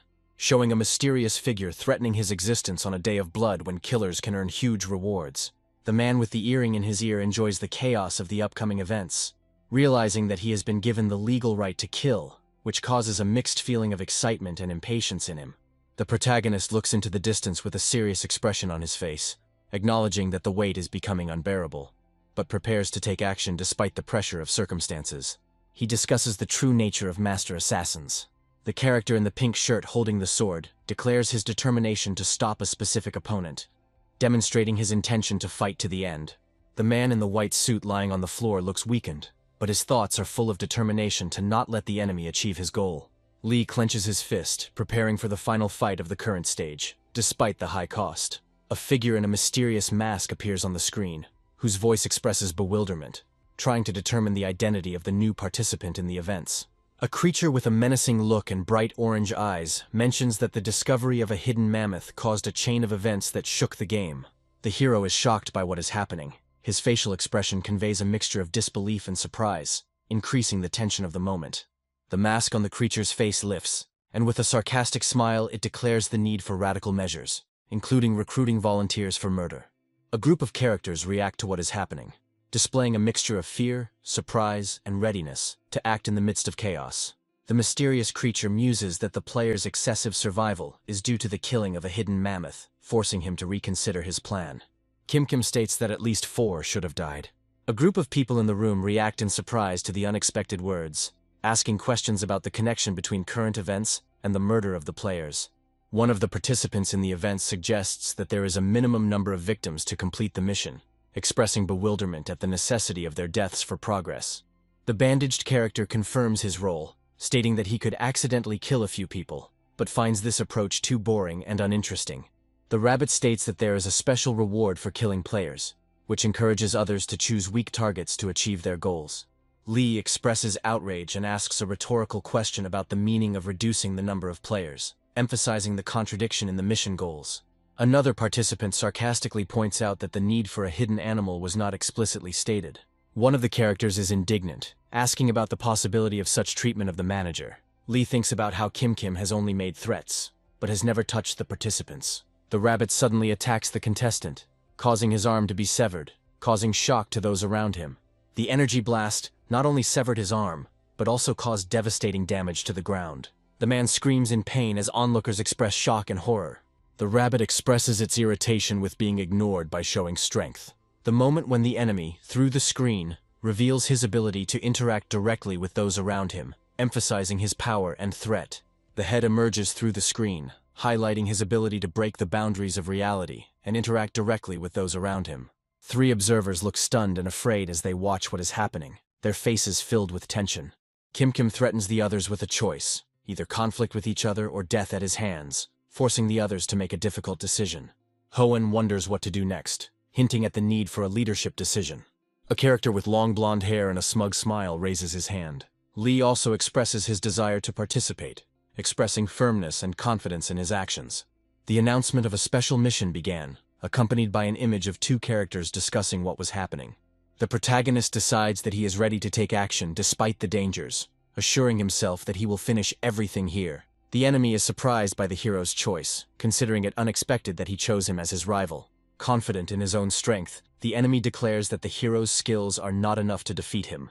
The hero, holding a glowing sword in his hands, notes that the enemy's strength is not assessed only by the number of kills. The enemy expresses surprise that the hero knows about the killer's eyes. Lee says that there are many ways to become stronger in the tower, hinting at his own capabilities. The fight begins. The hero attacks suddenly, aiming at the enemy with incredible speed. The enemy demonstrates his strength by repelling the attack, and the hero admits that he is indeed superior. During the clash of swords, the hero feels a significant superiority of the enemy, which pushes him to look for weak points. A man with gray hair, armed with a sword, attacks his opponent, forcing him to defend himself with difficulty, despite the peculiarity of his weapon. His opponent, kneeling, tries to justify his lack of skills, which only causes bewilderment and ridicule in the attacker. The white-haired opponent smirked and stated that he expected more and wanted to continue the fun, waving his weapon around as if to show his superiority. However, the wounded Lee silently examines his weapon, realizing that his current strength is not enough to resist. With a slight grin, he says that he is not alone, making it clear that he is counting on help. A massive creature in the shape of a fighter with boxing gloves appears next, and delivers a crushing blow to the white-haired man, catching him off guard. The impact is accompanied by a flash of light, and both fighters fall from a height to the ground, creating a powerful shockwave. The gray-haired attacker shows amazing flexibility as he lands on one hand while maintaining his balance. The tension builds as both fighters face each other again, preparing for another round of battle. The man in the white suit barely dodges a powerful blow, voicing his anger at the unexpected attack, which was more powerful than he expected. His opponent, armed with a red blade, wastes no time and attacks quickly, trying to impose his own tempo in the fight. Suddenly, a massive kangaroo-like creature intervenes in the battle, which surprises one of the participants in the battle. The man in white catches his breath and points out with obvious irritation the unfairness of using a summoned creature in a duel. His opponent reacts coldly to the reproaches, demonstrating confidence in his own strength and pointing out that numerical superiority does not matter. The man in white's frustration reaches its peak, and he decides to reveal his power by activating a weapon with a bright red glow.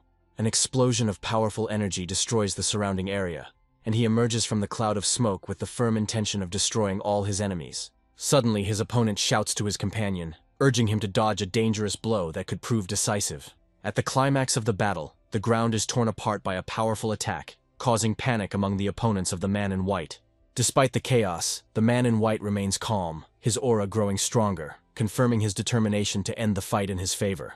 In rage, the opponent uses all of their strength after an attack, trying to prevent the opponent from escaping. The attacker's mana is quickly depleted.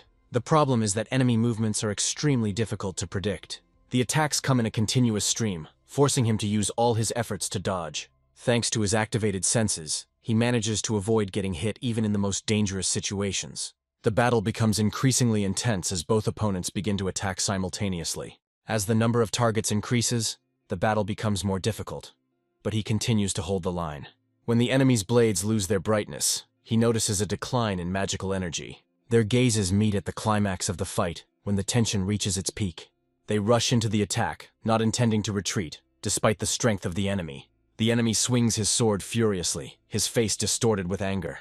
Two allies attempt to attack an enemy at the same time, but their weapon hands collide with each other, causing them to interfere with each other's attack. The kangaroo looks shocked, his eyes wide open, and Hoenn is clearly alarmed and confused as to what happened. The attacker gathers energy, raising the weapon above his head, from which a bright red light emanates, increasing the intensity of the scene. The character makes a powerful blow and creates a strong explosion, which sets everything around in motion. After the explosion, the character is shown on his knees, looking exhausted, with traces of blood and battle visible around him. The kangaroo protected its owner by standing in front of him, showing its readiness to resist attack. Lee looks away, thinking about the situation, his face looking serious and a little exhausted. The opponent in the white suit with a sword comes closer, mockingly noting that his enemy has run out of options to fight. Holding his sword, he celebrates his opponent's success in battle, offering his efforts the recognition they deserve. Confident in his rightness, the character expresses self-satisfaction, pointing to the successful outcome of his actions. He arrogantly emphasizes the weakness of the enemy who fell on his knees before him. However, Lee responds by claiming that his ally is no ordinary being at all. The opponent mockingly asks a rhetorical question, ridiculing the pompous speech and calling it cliched. The perpetrator continues to argue that excessive attachments make people weaker, as can be seen in the example of their confrontation. The scene transitions into a flashback where the characters enjoy the joys of life together in times of peace. Then moments of joint battles are shown, where their unity becomes the key to victory. The protagonist realizes that a quiet life and unity are what make them real people. However, as he distances himself, he reflects on the fact that the bloody path brings with it grave consequences. Lee warns that such a path will only lead to loneliness, leaving only darkness in its wake. A man in a white suit utters a contemptuous insult, clutching a weapon in his hand, preparing to attack. His movement is swift. He delivers a powerful blow, forcing the opponent to barely dodge the attack. The aggressor rushes forward, angrily commenting on the opponent's desperate attempts to survive. Hoenn barely holds onto his weapon, retreating under enemy pressure and defending himself with all his might. The attacker, demonstrating superiority, delivers another powerful blow, emphasizing his intention to destroy the enemy. The defender is wounded, but finds the strength to declare that he survived only thanks to another person. Lee claims that thanks to his pet, he was able to completely deplete the enemy's mana supply. He tries to regain his strength by retreating, but his pursuer continues to attack. The attacker, taking advantage, falls from above, screaming for the death of his enemy. Lee, feeling a surge of power, confidently declares that it is now his turn to attack, and concentrates his energy for a decisive blow. An intense fight between two fighters, where one of them jumps from above with a sword, and the other deflects the attack, creating a bright flash of light. The emphasis is on the moment of collision of weapons, accompanied by a blinding glow that emphasizes the power of the attack. An expression of rage and despair from one of the characters, who screams from overwhelming emotions. A moment of calm after the battle, where Hoenn knelt down, breathing heavily on the ruined battlefield. The character is aware of his level increase and the ability to use a new type of attack, although he understands that this greatly depletes his resources. The hero clenches his fist with determination, realizing that he has managed to defeat his opponent. A close-up shows the hero's tired but determined expression, stained with blood but still clear-headed. He addresses the kangaroo who helped him achieve victory, expressing his sincere gratitude for the support provided. It is reported that the summoned creature can only be returned a day after its death, and the hero ponders this while looking at the interface screen. Lee looks in surprise at the hologram in which Kim Kim appears. The character, wrapped in bandages, expresses sarcastic pleasure at the subjugation of others, then congratulates on the victory, showing his self-confidence. The rabbit warns the hero not to get carried away by his successes, hinting that a difficult path awaits him. The guy in the pink shirt demands clarification, but receives a short and cryptic answer. The group of elite warriors are presented as one of the most difficult threats in the tower, emphasizing their threat. Now that one of the assassins has been defeated, the observer says that the missions will become even more difficult. The hero understands that with each defeated enemy, climbing the tower becomes more and more difficult. He ponders the consequences, realizing that if the killers are not stopped, the world will face disaster. The guy holds the weapon in tension, not knowing what step to take next. A bright flash symbolizes the beginning of a new mission. The hero sets off into the unknown. He looks around and notices that the new location reminds him of a scene from a science fiction comic book. Hoenn clutches a scarlet blade in his hands, his gaze focused, and his posture showing readiness for battle. There is an elderly man lying on the floor who, despite what is happening, is sleeping peacefully and snoring loudly. The man stands over the old man, wondering about his identity and significance in this situation. The old man suddenly stands up, making loud sounds, which surprises the observer. The elderly man takes on a frightening appearance, covering himself with an aura of strength, hinting at his abilities and importance. An image of a martial arts master appears in the young man's mind, which increases his suspicions about the old man's skills. The blow to the head causes the young man to immediately react with pain and surprise, confirming the suddenness of the old man's actions. The elderly mentor points out the young man's impure thoughts, demonstrating the ability to read his mind. The old man, holding a stick, says that his opponent's level is extremely low, calling him trash, and urges him to focus on blocking the blow. The boy activates his ability, demonstrating incredible concentration and keen senses. Blue flashes of energy highlighting his state. He gets hit on the head again, causing him to have a pained expression on his face. The old man explains that perception can be improved, hinting at the need to develop this quality for further success. He then points out the futility of a one-sided approach, emphasizing that the opponent's body is not up to the task. The old man adds that it is not only a matter of speed or slowness of movements, blaming the lack of understanding of the importance of balance. He extends his hand forward, challenging his opponent to attack, his calm confidence clearly demonstrating superiority and readiness to fight.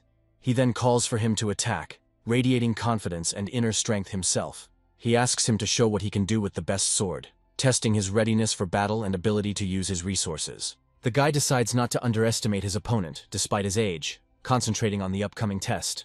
A terrifying heavenly demon appears, whose characteristics remain unknown even in the sage's window. The man with the sword begins to concentrate his energy, demonstrating his readiness to engage in battle, with the enemy visible in the background.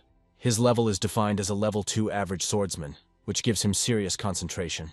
The hero uses a powerful magical attack, creating waves of energy directed at the opponent. The streams of energy split into two huge blades under the influence of the old man's actions, who used his skills to neutralize the attack. The man holds the sword, directing magical energy with maximum concentration.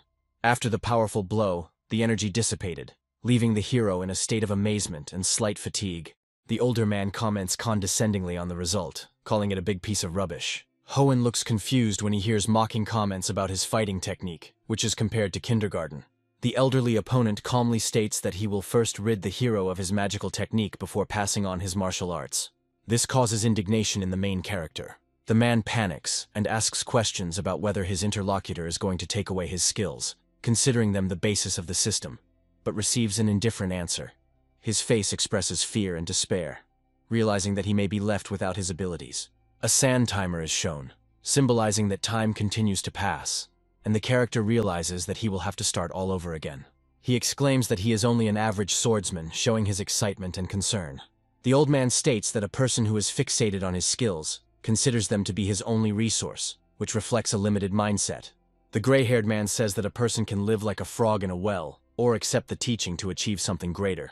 He continues by emphasizing that many are willing to sacrifice everything for the sake of knowledge, and invites the character to think about his actions. The hero remembers past battles, and realizes that skills and strength have their limitations, which prevent him from moving forward. Lee falls to his knees in despair before the white-haired teacher, begging him for guidance. The protagonist, kneeling, vows to follow the master and calls himself his disciple, expressing determination in his decision. After his skills were removed, he regains his levels, marking it as an unexpected achievement. He confidently claims that he surpassed his previous results without waiting for the allotted time to expire. The master acknowledges the student's success, noting that he was able to surpass the previous version of himself thanks to his teachings. However, the master sarcastically points out that despite the progress, the hero still remains at a low-quality level. The master ponders, noticing that the hero has more potential than he had previously imagined. Looking at the hero's achievements, the master reflects that he may have qualities superior to the other disciples of the sect. From the moment the master-apprentice relationship is formally established, the master demands respect and tells the hero to bow. The hero, surprised by the new status, doubts how it happened that until now their relationship was not considered official. The master explains that he does not recognize as a master a person who only taught how to walk, hinting that a real teacher does more. The old man explains that he will begin training the young student in the art of swordsmanship, developed from the unique technique of the heavenly demon, recognized as the greatest of all time. He calls this weapon the shadowless phantom sword, emphasizing its exceptional properties. The scene shows a mysterious figure in black robes sitting in front of a majestic building, symbolizing power and an ominous aura. The camera focuses on the man, whose face expresses cold determination and hidden menace, and the scroll asserts his connection to the ancient skills of an assassin. The teacher explains that access to the tower was only possible for those who had passed the tests and won the right to be inside. The young man asks the teacher a question, assuming that he too was locked in the tower, but the old man calmly calls his guess nonsense. The old man explains that he made an agreement with the tower, and his presence here is conditioned by a certain role, but he is not tied to it and can return to his world at any time. The student, reflecting on the old man's words, begins to doubt that this place is an illusion or a fake world, but comes to the conclusion that the situation is more serious than it seems. The teacher adds that, according to the terms of the contract, he cannot reveal all the details, but assures that the training will allow the student to master the art of incredible power. The old man demonstrates the power of a sword surrounded by dark energy, called the Shadowless Soul Pursuit Sword, which leaves the young man surprised. Lee calmly agrees and promises to do his best when approaching the mentor. The mentor is dissatisfied with his reaction, asks why he does not react to his words, and irritably repeats his intentions. The teacher expresses his dissatisfaction with the fact that the student does not show enthusiasm, and the student himself internally admits that this is the first time he has heard of such a technique. It emphasizes that every second is important and depicts an unusual device related to technical training. The mentor becomes serious and warns that the upcoming training will be extremely intense and requires complete dedication. The student is surprised to discover how complex the new technique is and experiences obvious difficulties.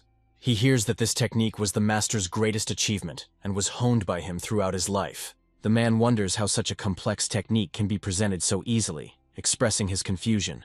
Hoenn notices that his sword skills have deteriorated since he began learning this technique and expresses uncertainty in his actions. The instructor resolutely rushes forward to demonstrate to the student the correct execution of the technique.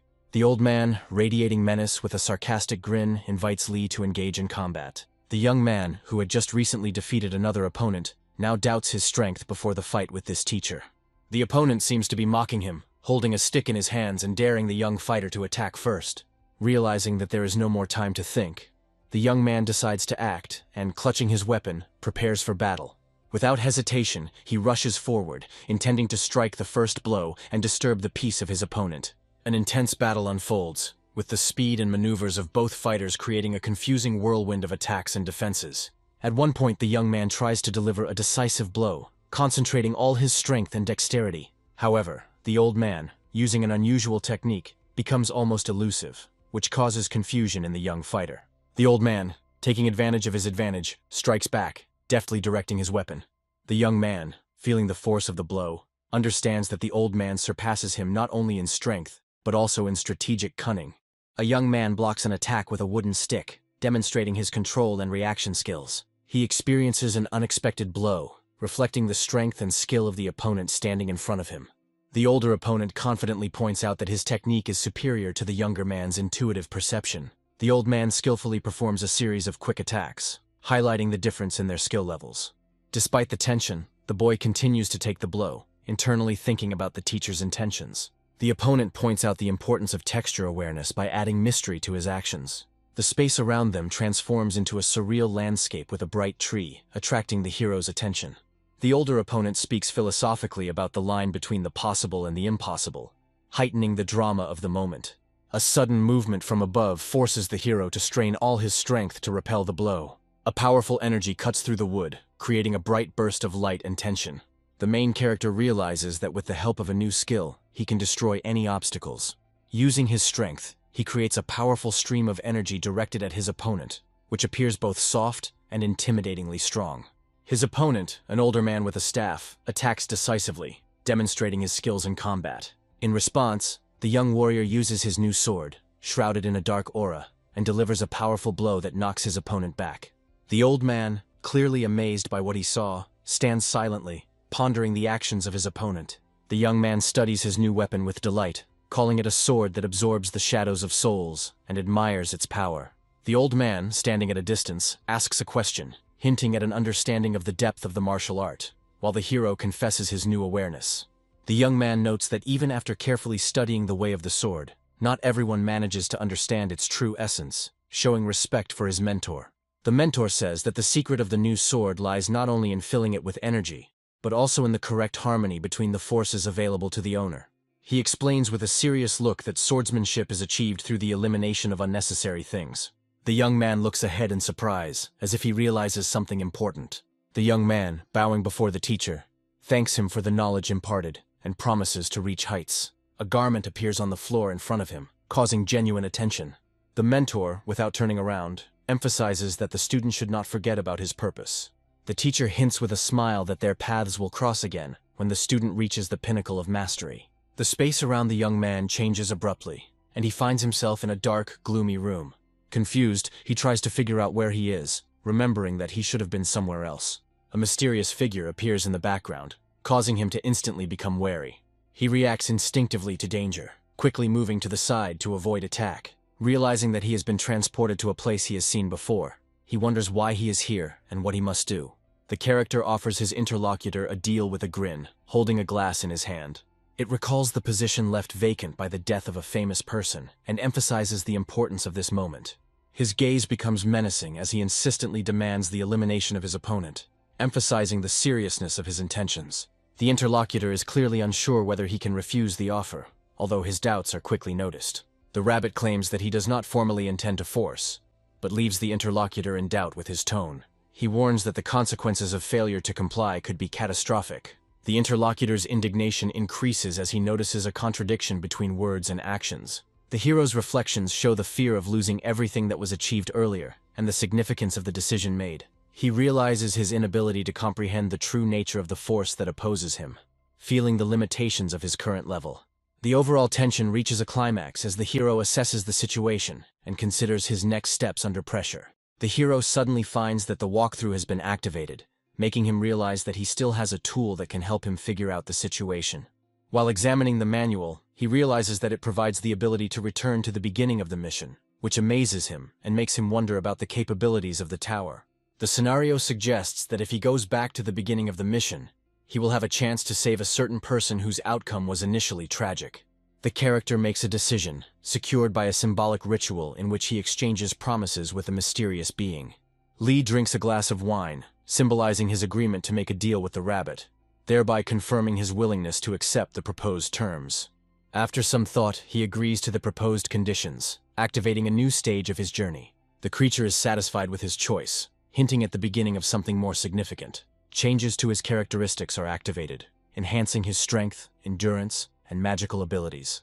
The hero notes that his sword skills are also improving, although this goes against what he was taught. However, the system informs him that the sword skill is unavailable, offering him alternative abilities and weapons. Lee gains new abilities while also gaining the status of an assassin. The guy with red hair runs up to the hero standing nearby with excitement, surprised by his condition. The redhead is then stunned by the speed with which the other character instantly moved, admitting that he didn't even have time to notice the movement. After this, a conversation begins between them, where curiosity about the hero's new power is expressed, and their achievements are discussed. Hoenn, in a new elegant outfit, confidently shows off his appearance, radiating an aristocratic grandeur, which causes admiration from the onlooking red-haired character. He notices a description of his new suit, which has a unique effect of automatically repairing damage. A group of serious-looking survivors appears in the room, and the hero notes that perhaps only these people were able to hold out. The action shifts to a general view of the hall, where the participants look forward, preparing for the next test. Their attention is drawn to something unusual. The shot shows Kim holding a glass, who states that the next challenge will be the hardest yet, raising the question of how many people will be able to handle it. A lion emerges from the portal, its roar filling the arena, emphasizing its power and menacing presence. Several more lions begin to emerge from another portal. The arena turns into a chaotic battlefield, with several lions advancing on the fighters as they prepare to fight, to the loud cheers of the crowd. With a sword in his hands, dressed in bright red, the warrior carefully examines the arena, realizing the seriousness of the upcoming test. Lions radiating a menacing purple aura surround their victims, exuding an overwhelming power that shakes the spirit of their opponents. The warrior reflects that perhaps this is where he will meet his death. As the monsters rush towards the fighters, the sky turns an ominous red, adding to the atmosphere of impending danger.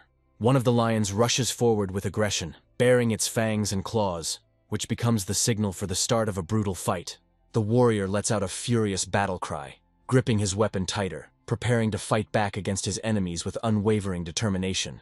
A magical bullet with a bright purple glow rushes towards the lion, hitting it straight into its body, throwing it back and leaving behind a powerful energy trail.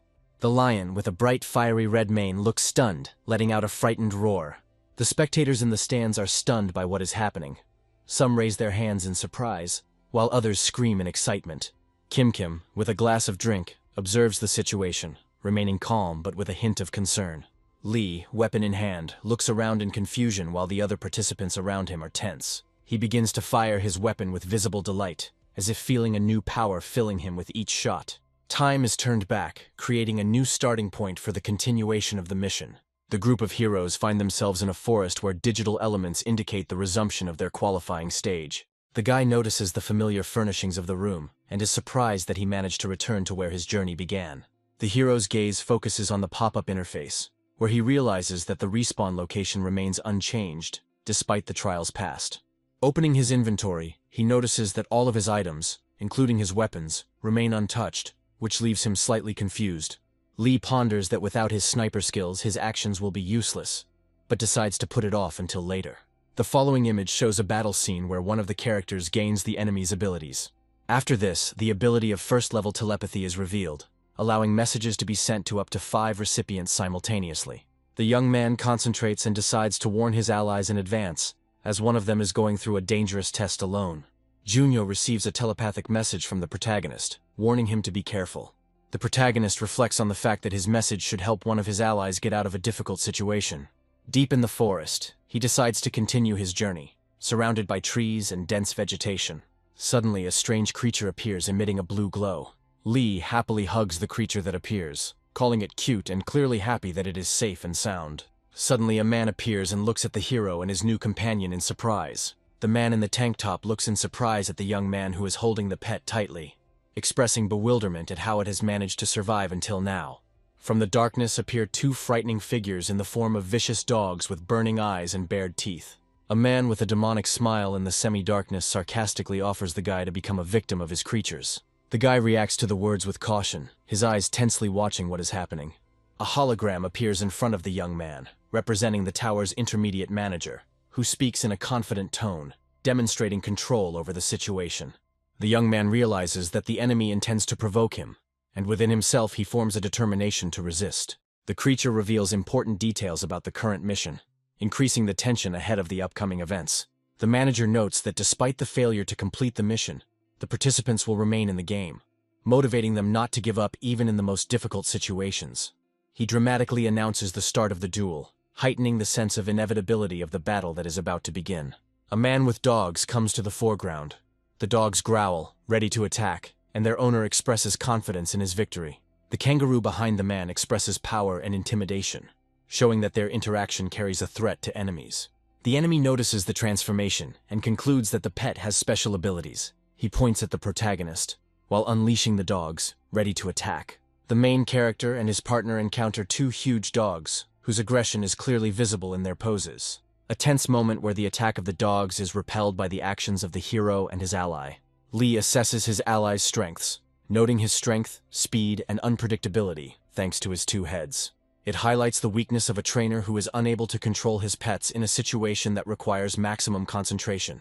The owner's characteristics do not correspond to the level of threat declared by his pets. The scene demonstrates the limitation placed on a pet by its bond with its owner, forced to protect its owner. Hoenn and his partner prepare to show off their strength, highlighting the rarity of trainers who can control such pets. In a forest clearing, a confrontation begins between a team of heroes and a massive monster, in the center of which they prepare for battle. The man, with a tense expression on his face, is amazed at how deftly his opponent handles the sword.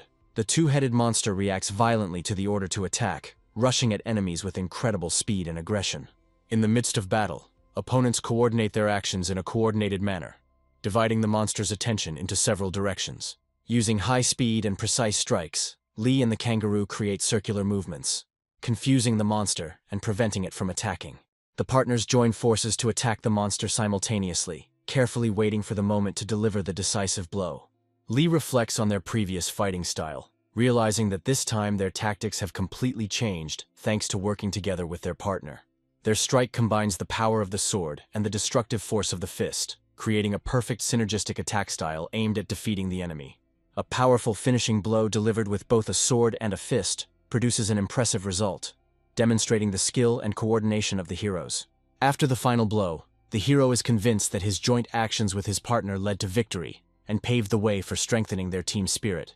A group of characters are arranged in a circle on a glowing pattern, surrounded by a spacious hall with columns and streams of light from above. Junyo asks about the meaning of the word killer, meeting the serious gaze of the protagonist, who is being closely watched by the girl.